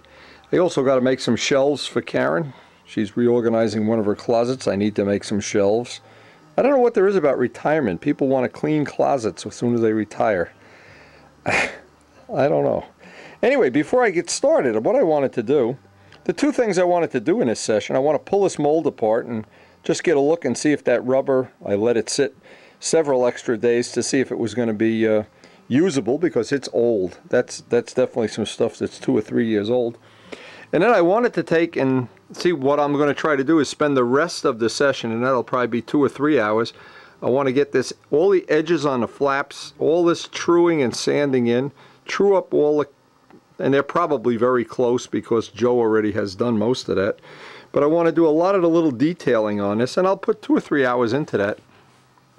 Once I have that, and that final little detailing is done, and that wingette, then I'm just going to basically give Joe a call and see if we can get together for another session. I know he's not been feeling well for part of this week, but we got another treat this weekend, something that once a year our local model railroad club, who they interact well with the circle burners. They promote the circle burners, and the circle burners promote them. The Society, New York Society of Model Railroaders, they have the big open house, and I was hoping Arnie and I and maybe Mike Costello could run down there and, well, just bring back some good memories of when we were younger, and what steam engines were going by the house and things like that. But right now, I think the first thing, and this is a good little trick. I have a job that's probably going to take 10 or 15 minutes, and I have a job that I could take all day. So I want to get this one done, and then I can look at spending until Karen actually gets back from, she's out at the craft store.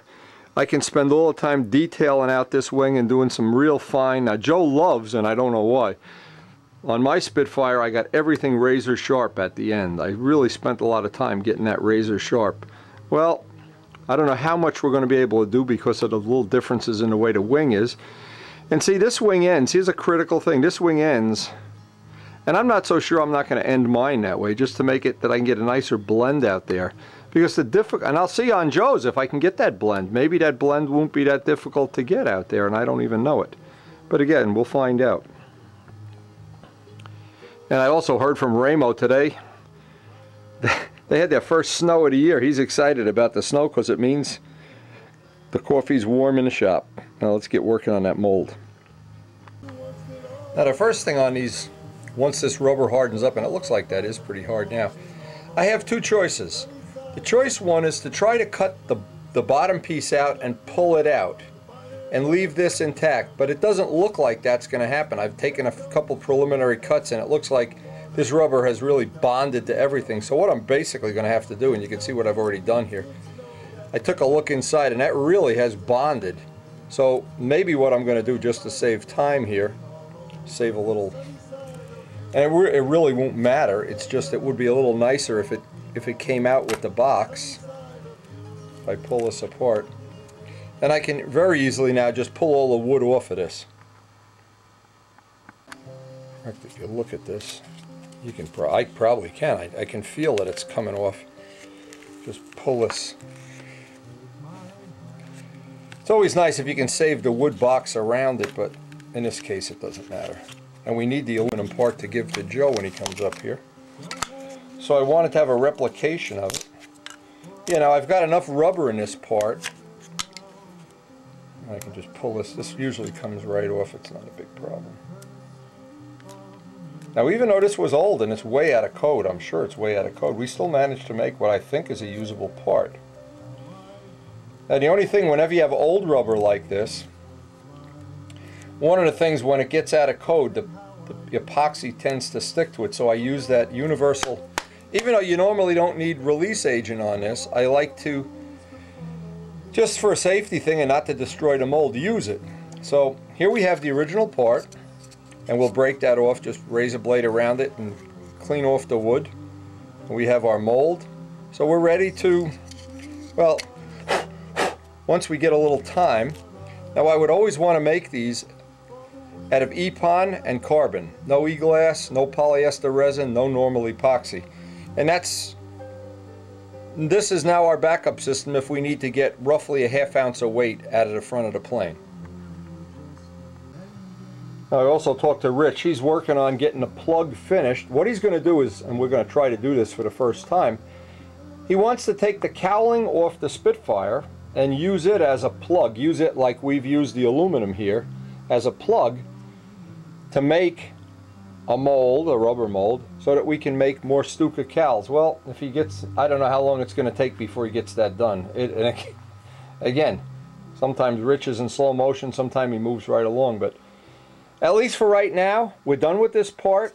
We can take this off.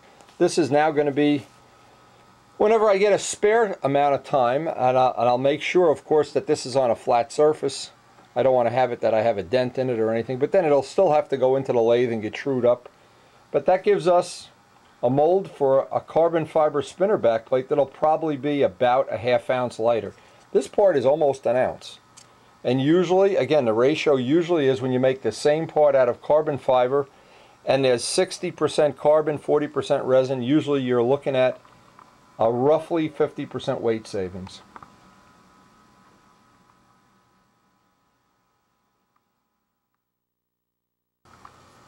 Now another little trick, when you go to get this off of the wood, because we've used CA, one of two things. It'll either pop right off, just put a knife underneath it, because CA doesn't really bond to aluminum very well, especially because when they machine this, they use cutting oil, so it's still got a layer of cutting oil on it. Or in case you're not trying to save this, you can just pour a little acetone on it, walk away, have a cup of coffee. When you come back, it'll fall off. Either way, you don't infringe this part at all. This part never gets put, you know, to risk. If you were making a hard mold on this, that might not be true. You might somehow jeopardize this part. But the way we've done it with the rubber, the molding rubber from Smooth On, you don't jeopardize the original part at all. In fact, this one will, geez, it came off easier than I thought. Wow. And the only part I have to get is a little piece on that. Didn't even stick. Nothing. I don't even have to clean that off. You can see how that bonded, but again, we're going to throw this away. This is now the extra part we have. And if, on the other hand, if we set this all up and we needed a 1/2 ounce of nose weight, that's a lot more convenient than putting on, except for the fact we're going to have to somehow knurl this, machine it. I'm not sure yet. That's all part of the future when we get to that point.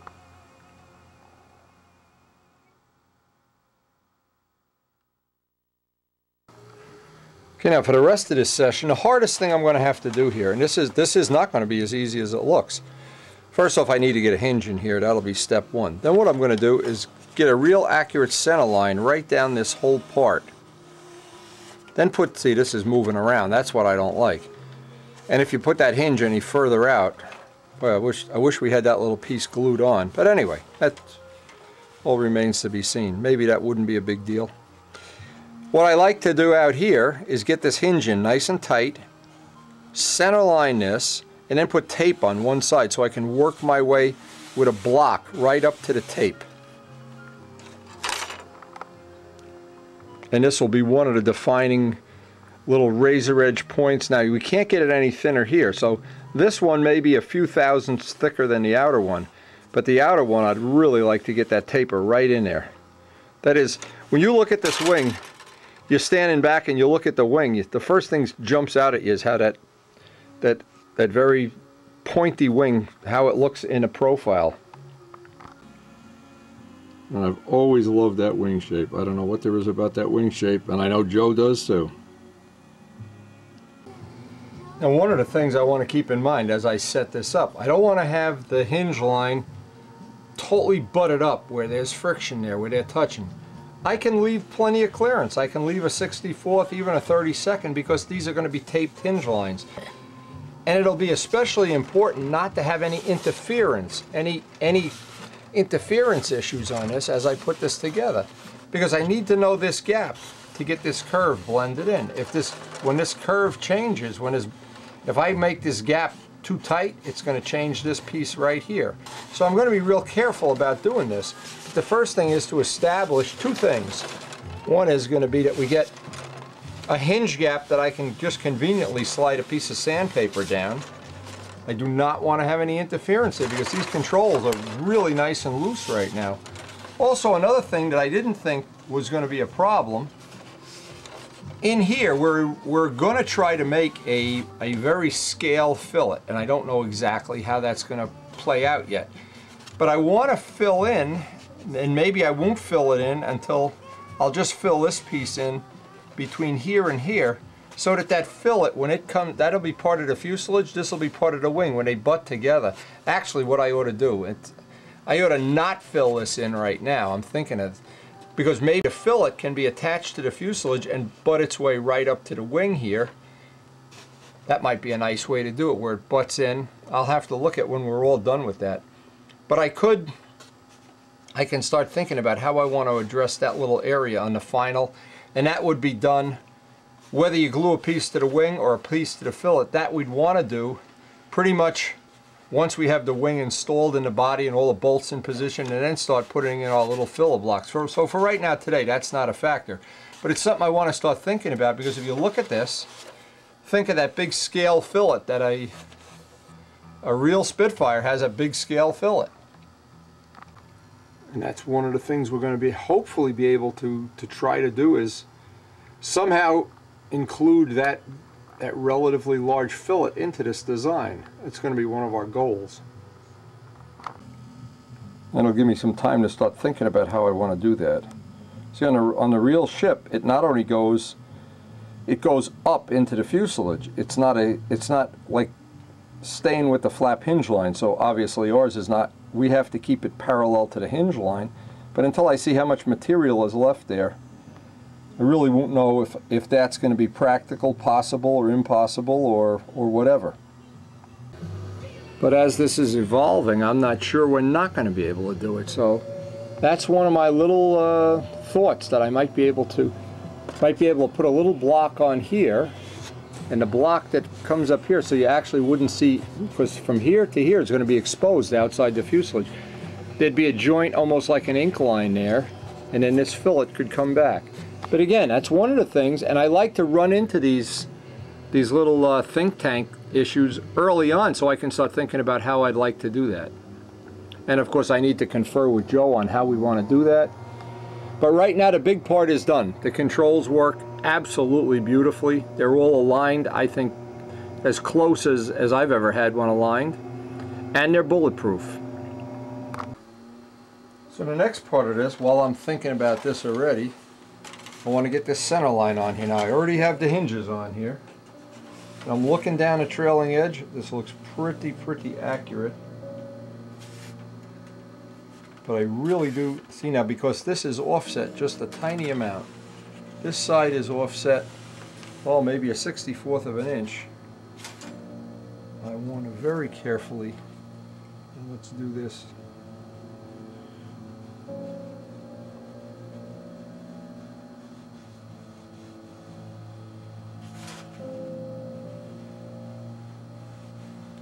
And I want to take a piece of tape.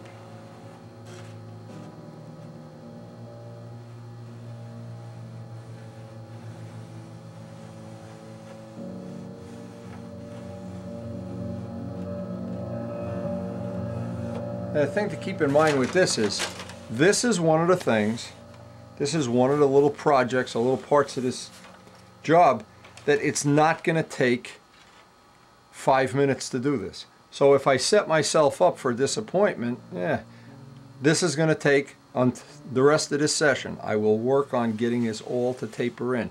And it'll be time consuming.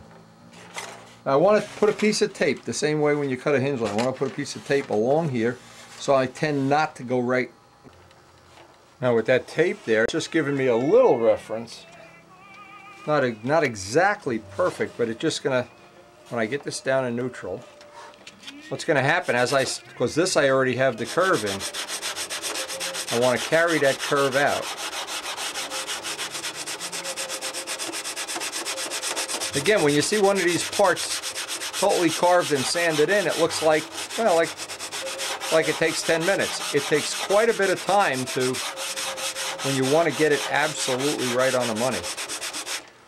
And again, what makes it difficult is this edge here has to be perfect. We can't compromise that either. So I'm going to try to work right down to the tape if I can.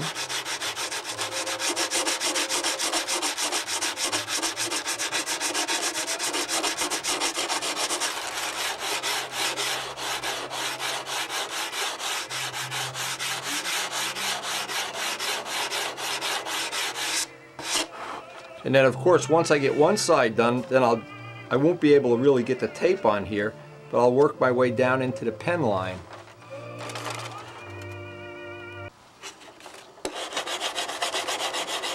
The tape really is a big help in finding that center line on the first cut.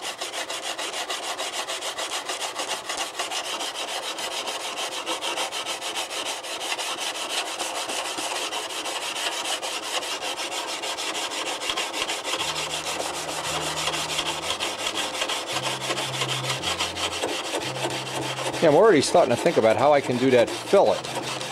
That is not going to be as easy as it looks to make it semi-scale, because we're not going to be able to have it go up like on a real plane. That'll create some crazy aerodynamics there.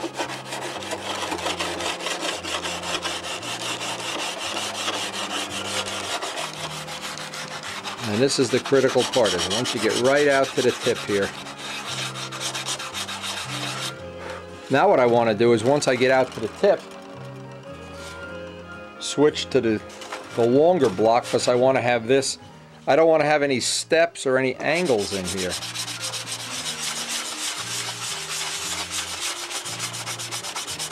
And because we've got such a good weight on this wing,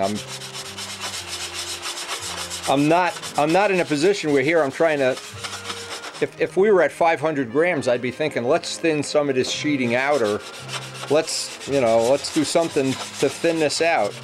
No, we're in great shape for a wing this big. And keep in mind that aerodynamic thing is so true. An elliptical wing is a very efficient. Lift to drag ratio is much better on an elliptical wing than a traditional square wing plane. Of course, the least efficient is like a Vico Chief where there's no taper. It's a little better when you can make the root bigger than, well, as you taper it, it gets more and more efficient. Almost all full-scale planes have a taper in them, possibly for that reason, but of course I don't work for Boeing, so I don't really know. But Dave Downey does. Okay, now we've got that edge nice. That's real nice. Now, as an example, just to remind people that Harold Price's Valkyrie, it had that like a Mustang cuff in the wing.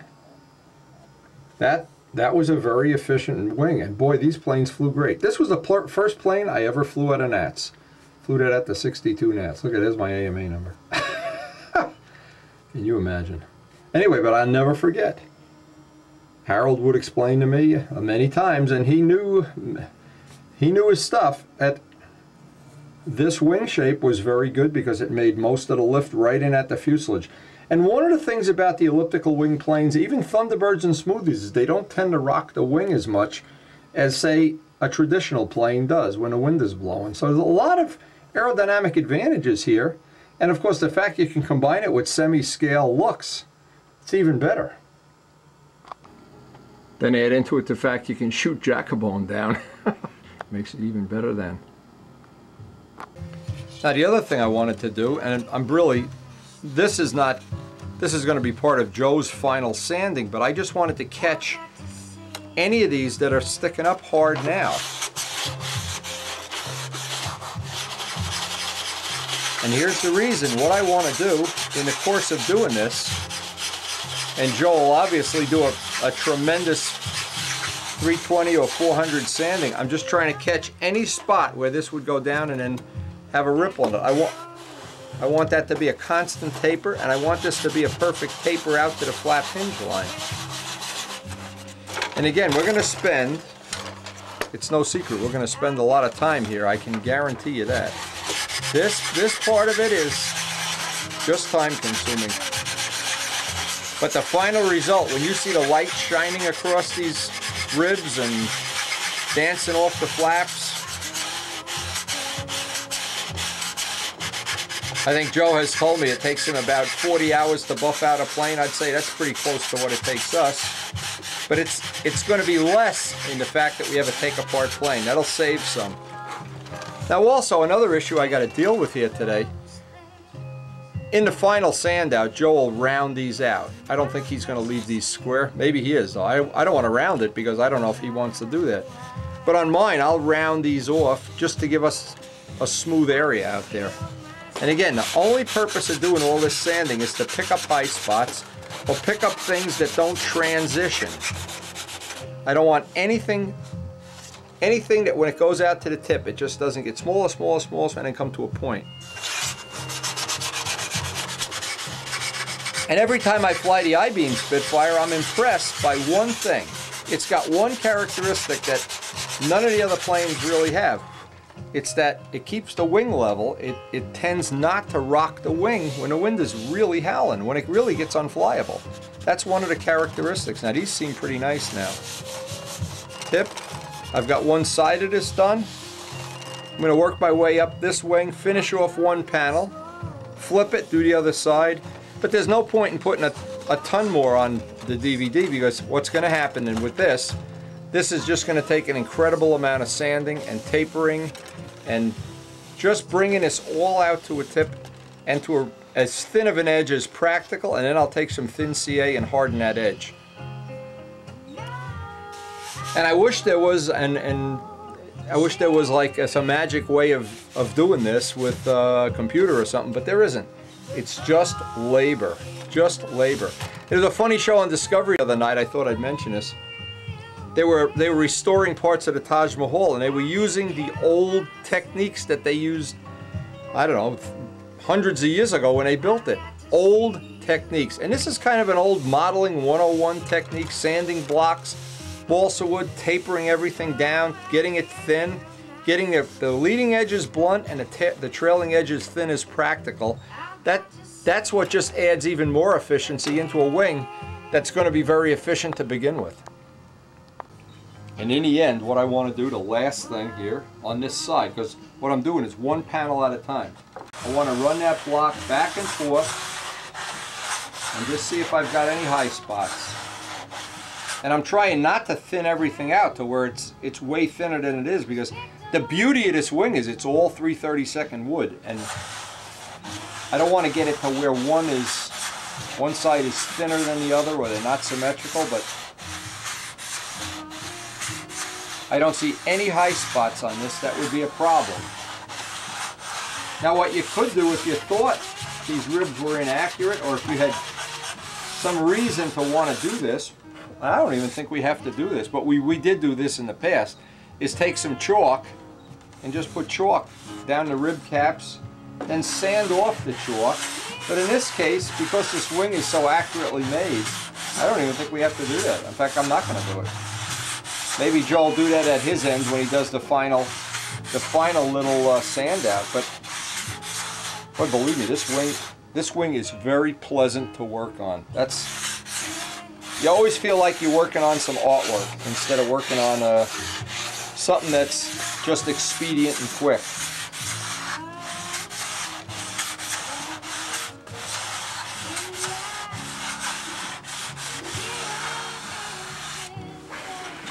And as this is coming together, it really is getting me excited about. As soon as we finish this one up, then I want to start carving that cowling. Oh boy, that sanded out just as nice as pie. And as soon as I hear from Joe, I think the next step on that is going to be we've got to do another one of our little think tanks. In the meantime, there's a day's work of production I have to do here, and then we'll get back to this tomorrow. Now I had a little idea here. The wing is final sanded out, but I was going to try to see if I could insert some 3/32 blocks in here just to fill in this gap. And that would be where we would end our, I'm thinking how I'm going to end the fillet here. But again, I don't really know. That's the part. I know up to this point it's going to be covered in the fuselage, so I only need to deal with from this horn brace out.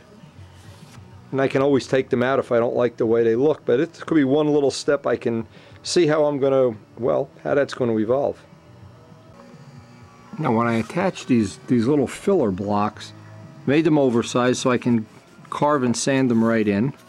And the other part of this equation is I didn't want to use any thin CA, so I used slow dry and thick CA. I'm just waiting for it to kick off. I didn't want to have any CA get down into what amounts to be the horn area and make an interference fit.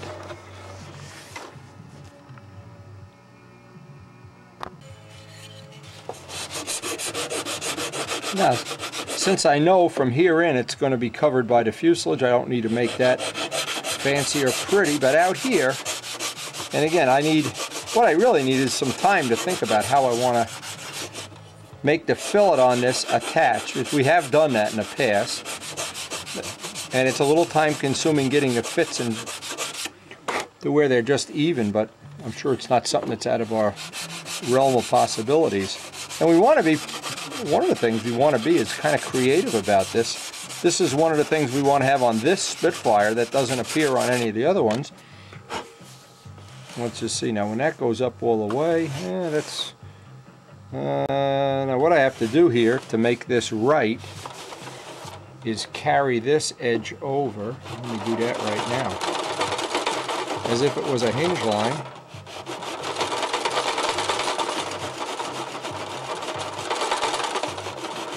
I need to do all this with the flap in place too, so that when that goes up it doesn't hit, and that looks okay.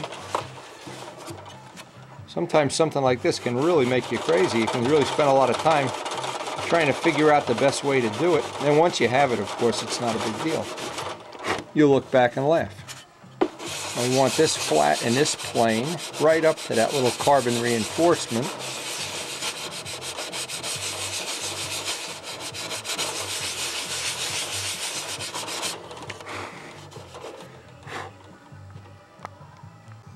See, that's the key, is when that's up all the way that we continue that line. And then when we pick this up with the fillet, that this is still a straight line, it doesn't cant back.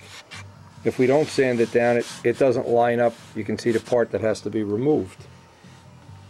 Again, a little detail like this you could spend hours on, but in the final product, when you look at something that's really detailed out, every little step is something that, well, you decide you want to make a semi-scale plane. That's a leap from a straight line plane. And then to make a Spitfire is a leap because of the wing construction and trying to make it very realistic. So you're really 2 steps above a guy building a Vico Chief or a Cardinal, whatever. And I just like to always take a look at my books and pictures that are hanging on a wall here, get some idea of how that might look in the final product and even how that would get inked. It's just pieces of sheet metal. And you can see, because we've kind of picked up this angle pretty accurately, and again, I'm not sure, that's quite a big fillet, but it's not something, when I look at prints, it's certainly not something out of the realm of, when you look at the side view, yeah, but the only problem is that this tends to go up because of the taper of the scale fuselage. We need to obviously have this straight. But it's one of the things, and it's one of the challenges, and if the challenges don't entertain you or you're not challenged by them, well, you know, there's always the planes that are very easy to build, and Streg is probably the easiest, but a Cardinal's easy. Any of the designs, that the modern designs, are one of the things that they all have in common is they're geared toward being easy to build.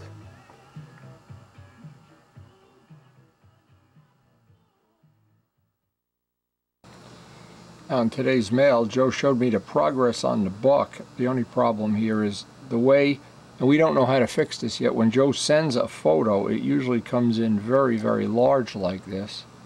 And I have to screw around, and I'm not good at doing this. Now what he does, you can see he's taken all of the stations, so you notice it's going to be really accurate. Let me just see if I can get, believe me, this is not what I do best. But this is how he's working on the buck as we speak. I got his wing pretty much ready for pickup, but probably it'd be smart for him to make a trip with the buck up if he gets this done in the next week or so. That is a very, very accurate way of making it symmetrical on both sides also. And I think he's shown at Brodax, he brought one of the bucks out. Very, very accurate. Anyway, I'm sure he'll be happy to know his wing is done. And boy, is it a honey. Oh. Another picture of how this is going together in chunks until, see, all the stations get carved down into, and it's looking like he's using scrap balsa. Right? You can use up all your scrap balsa blocks if you use this. And here's where he's got some roughing in between the blocks, and of course the final sanding. And it's on a base plate also, of course. Now I'm just going to see if I can scroll down here and see, oh, now it's...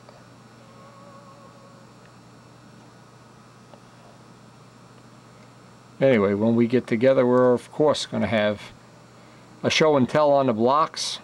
This is just a little progress report from Joe. Keep everybody in the loop. We got up early this morning, really early, with the crack of dawn, because today's the day we're going to start the cowling, and I wanted to get an early start on this. Karen has a bunch of these Christmas related things to do, and I wanted to get down there and start working on that cowl. Now, one of the things I wanted to very, very carefully go through this, because this is something, when you don't think it through, you can really get bitten. And this is the time of year usually you don't think it through. Now, whenever we do a cowl, and it's typically in the middle of the winter that this becomes a problem. You think to yourself at this time of year, I'll never have to start the engine again. And so The things to keep in mind: starting, choking, the maintenance, designing up a cowl, just coming up with a design where to go to start the engine, you got to get your finger in there and choke it, and I've built a ton of them. You can't choke it, can't get the glow plug wire on conveniently. The Typhoon was a good example. You had to get the glow plug on up. Oh my God, it was awful. Some of the Twins, it was very difficult to get the batteries on and off, and it became a problem. Choking the engine. How many times have you had to seen people get in there and the finger, and then it's always a problem. So one of the things we're trying to keep in mind is all the requirements. Airflow. How many times have even I have designed, like I'm somebody's cool here, come up with a cowl design where there's a little baby hole in the front, a little baby hole in the back. You fly the plane, it's cool, it's not a problem. You go to Texas, or the weather gets warmer, all of a sudden everything's overheating, the motor run's gone, and you have to wind up after you've built the plane, making the hole a lot bigger, and especially the air outlet hole. The air outlet hole should always be roughly 6 times bigger than the inlet. What goes in with a value of 1 should come out with a value of 6. So it's a lot more complicated than just making a scale cowling. I also like to have, and I don't know if we're going to get it, the needle valve. That every time you take the cowl off, you don't have to take the needle valve off. It'll remain to be seen whether we get that. But for sure, we want to take into account adequate airflow. We want to be able to get in and choke the motor conveniently, start and get the battery on and off. And one of the final things, and it's a small thing, is the hold down.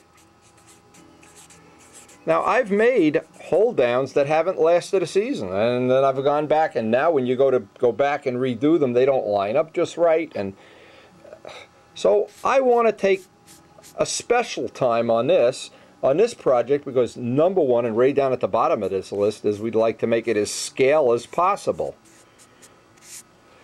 And we'd also like to make a mold so I can replicate this over and over and over and over in number one for Joe's plane, and with the anticipation that in the future either Joe or I or others would want to make this exact plane. So we've got a lot of requirements. It's not just to carve a block up, stick a 440 bolt in it, and hope the spinner doesn't rub. It's more complicated. It's very complicated. And that's why this is one of the steps, and I keep saying this over and over again, this is one of the steps that I don't want to just get into this at 3 o'clock in the afternoon and try to be done at 5.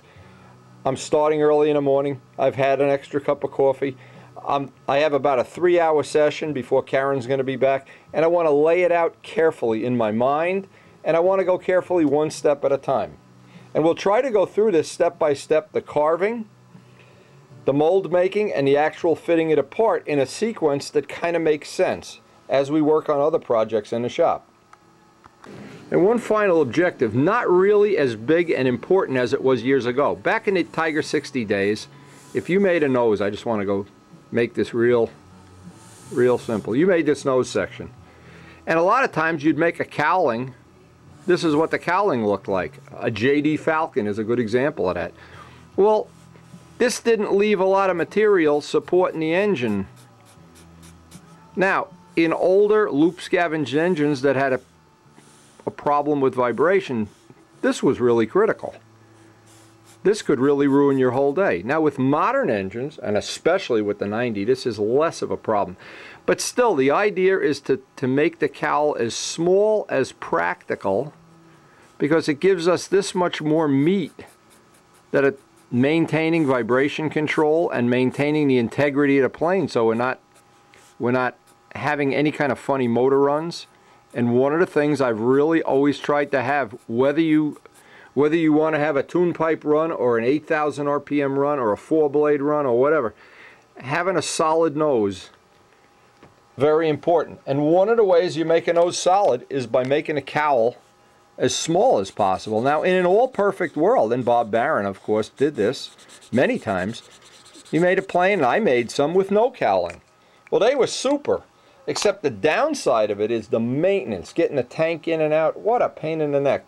But I've found that if you carefully get this line to coincide with the needle valve line, and you get this angle correct, you leave enough material here that you don't have any issues. Now, the Novanta had no issues with motor run. That was one of the good things, that especially running the 4-bladed prop, it just 2-4 just the way I would be happy with it, with various tank shapes and setups and whatever.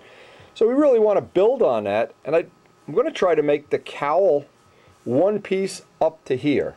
The reason for that is it gives me a real easy way, same as the Novanta, to get the cowl bolts in.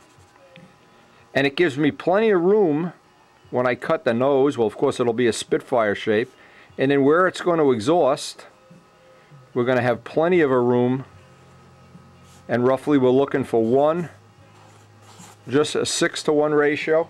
And I think now the challenge is to incorporate this into something that's semi-scale. Now, if we were trying to make this exactly scale, and we're not, if we were trying to make this exactly scale, I'm not sure this would be the way I would want to do it, because what I think might happen if we tried to make it exactly scale, what's going to happen is a little bit too much of the motor is going to stick out, and it's going to detract from the side view. So what I'm going to try to do here is let this drift down just enough that a minimum of the motor either sticks out, that we don't have this, I don't want to make a nobler out of it where this just comes straight down. So I'm going to try to get this curve in here to be as scale as practical, and still have enough air going in the front of this and enough air coming out the back. So this is going to be pretty challenging, and I'm kind of looking forward to doing this, and I might have to do it 2 or 3 times before I'm happy with it, but in the end I think having that cowl mold is going to be a big asset. Now, see, in the original side view, and this is the roughest of side views. I haven't even made a final side view yet. I try to accent a little bit more of that down swoop, and I did it in the blocks also, so that I'd have more material than I needed, and then at some convenient time I can take a little bit of the material away. But I don't want to take so much away that the whole motor sticks out, that it starts to, that kind of gets distracting too. So this is where the compromise is going to be in this. And this is where it's going to get difficult to do.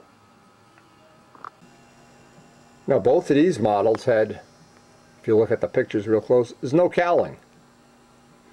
And that, aside from the fact maintenance was a nightmare, and it was really difficult to get in there and work on things and shim things, and that, from this point on, I kind of convinced myself that instead of having no cowl, I just try to keep the cowl as small and as realistic as possible. Another thing that happened with this cowl too is the tank used to go in through the front, and what would happen is you didn't have enough air outlet in the back, and many times Big Jim would be looking at this and got the whole bottom of it, cut the bottom of it, and it would break my heart, because this was a concourse winner at one time. Hate to, and of course Dave Midgley still has this plane, so good old tradition. We've learned a lot from him. And I think all the Cardinals that have been built since then, they've kind of taken advantage of a cowl shape and a cowl hold down that's worked pretty well for us. But now to make it, now the next step is, we've got all those criteria. We want to make it look like a Spitfire.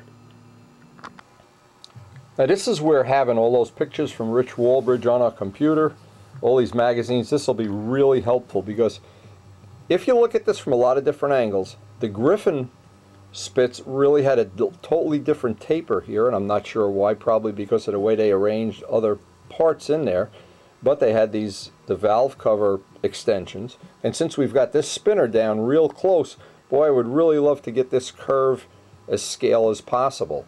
But of course, there's a compromise, and if I made this totally scale and a whole engine stuck out, I don't know that I'd really be happy with it.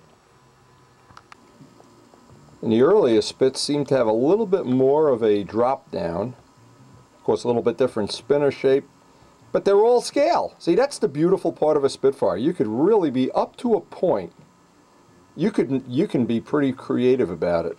It isn't like a Typhoon.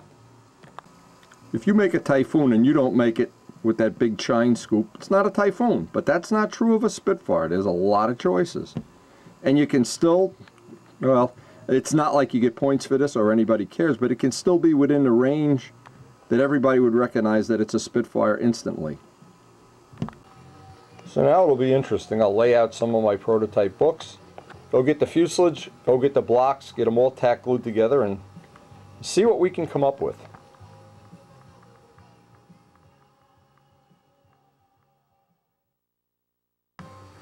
Now we know this is going to get a little tricky because we're a little bit wider than a typical stunt ship. And it's not a deal breaker, but what it means is, and we certainly don't have any blocks that thick, but these were, and again, these were not good blocks. These are going to be difficult to carve because they're not real, well, I wouldn't say A1 quality or anything. And boy, I hadn't heard until the other day that Lone Star burned down. That's not going to make getting balsa wood easier, so I would always suggest if you find good balsa wood anywhere, if you find it in Home Depot, buy it. Anyway, what I want to do is I want to tack glue all these blocks together in such a way and then true them up. Now they're way oversized. I know I'm going to be carving a lot of this material away, but I'm going to be conscious of how much I carve away and still have that the whole cylinder of the engine isn't sticking out, because I want to really try to make this that from the side view it's scale, and maybe a little bit of the engine, but not the whole engine. I want to be able to just stick my finger in there and choke it anytime I want. And I want to have some realistic, this will need to put a block in here, realistic solid cowl hold downs, plenty of an air opening here, and eventually we'll have that little chine scoop that goes over here. So this will be challenging. This is not going to be, and a lot of these projects, they start out, you look at them and you think, oh, that's going to take 10 minutes, 8 minutes. Baloney. It takes a long time. Now, since this is basically going to be a plug, I want to identify one side, and I'd like to get nice joints because the joints are going to get buried in paint when we make the mold of the final part, but I'd like not to have big, fat, ugly glue seams in there. So that's one side. Both sides of this, and this will give me a way of centering it. This will act like a center line during the construction. Of course, if you just happen to have a giant balsa block, and you do not need good wood to make a cowl mold. In fact, I purposely gave Joe the better of the cowl wood, the better of the blocks that I had, and even those weren't good. And this is why I started making things out of carbon fiber and molding them, because it's getting more and more difficult just to come up with the basic things you need, like balsa wood that's of good quality. So, and I don't know how that's going to affect the kit manufacturers like Brodak and RSM, that because they probably, a lot of them got their wood from Lone Star. Anyway, now the thing is to get these glued together. We're not going to pop them apart so we can put a permanent glue joint on that. Now the trick is here, I only want to take the side that I've already trued up, because I don't know how much of this I'm going to carve away. See, that's half of the problem. So I may as well just glue the whole thing. And I got the flattest part of my flat table here to line these up. Then we'll true them up over on a belt sander once they dry.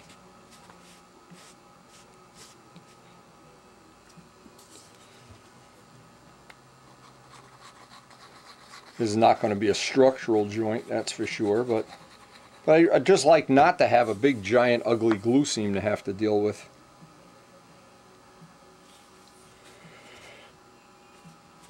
I'll give that a minute or two to kick off. Now the first part is to get this lined up, and I checked it against the fuse. It's off a tiny amount, but the tiniest amount.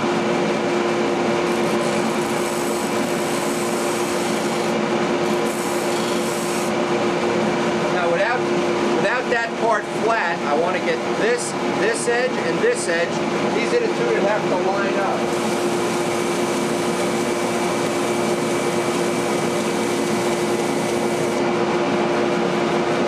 So once I get this edge and this edge, now it'll be this corner that has to fit right in that nose ring gap. Then the rest of this, I'll be hand shaping anyway, so it won't even matter. I just clean this part up.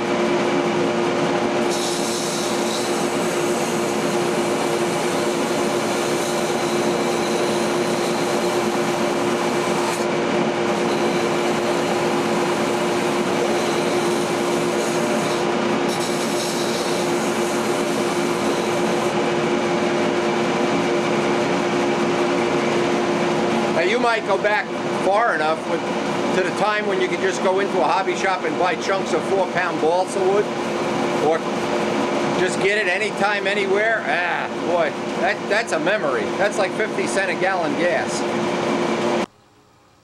You know, the first thing, make sure I have a nice dressed off edge that's parallel. That's sticking up just a tad. Now, this is going to be one of the defining parts of the model. So again, we're not looking to have a race here. What we're doing is trying to pursue excellence.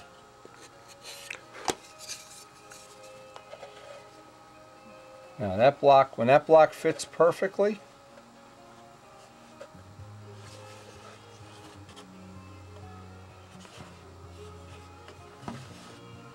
now we're ready to start looking for a piece of scrap we can use for this block back here.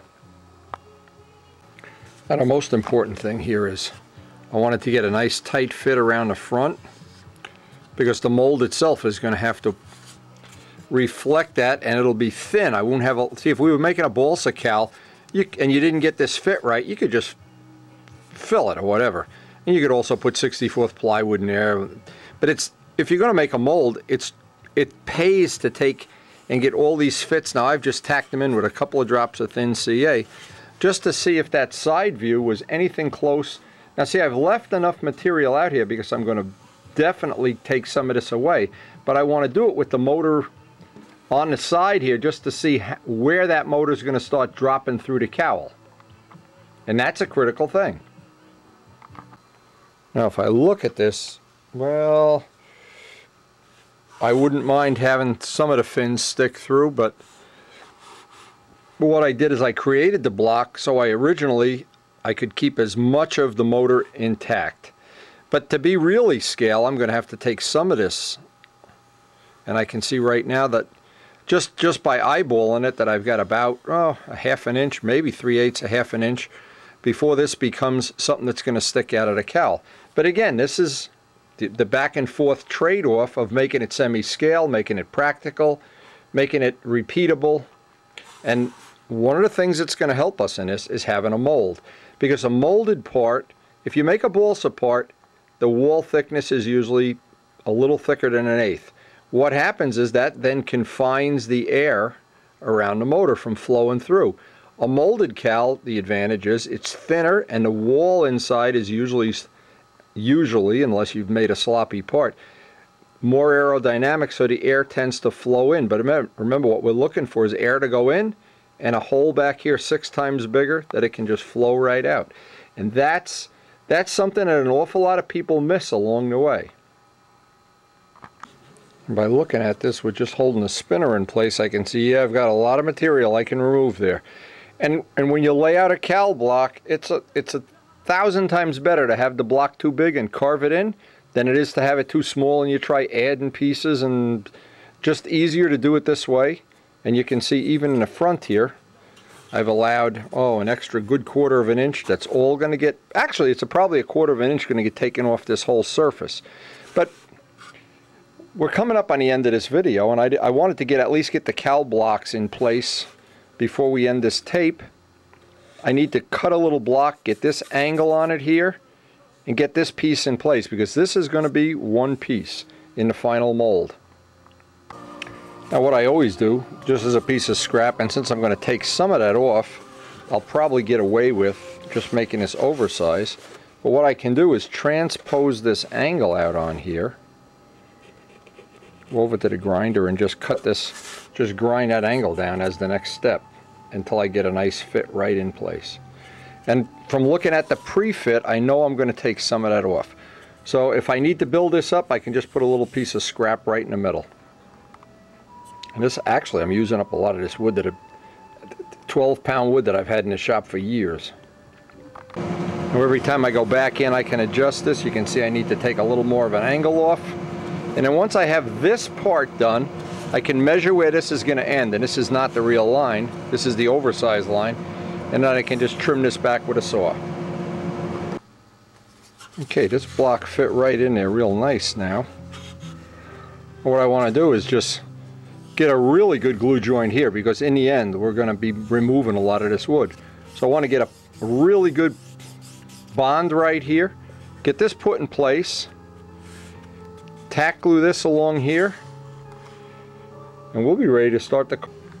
Well, we've got everything glued in, just waiting for the glue to final kick off. Some real nice fits. I know I'm going to have to take a lot of this off. And again, this is going to be very, very time consuming, so I don't want to even for 1 minute think, oh, let's hurry up. Let's get this done in 1 day or so. It's going to take time. I want to think about this curve here, getting this curve, Joe's working on this part as we speak. As this is being filmed, he's down there in Pennsylvania taking care of that. We've got the spinner. We get some spare time, we'll make up some back plates. We've got a lot of parts prefab now. We've got Joe's wing done.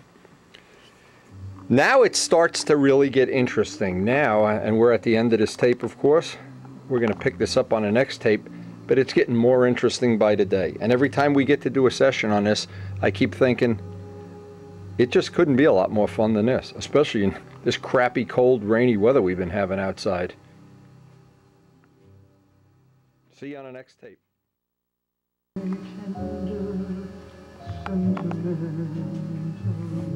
And I hope you've really gotten some good information off of the tape, of course, and please share it. Share it with all your friends. Share it with all your enemies. Send it to Osama bin Laden. Maybe if he built planes, he wouldn't be such a terrorist. And we'll see you on the next tape again. Though it's just a simple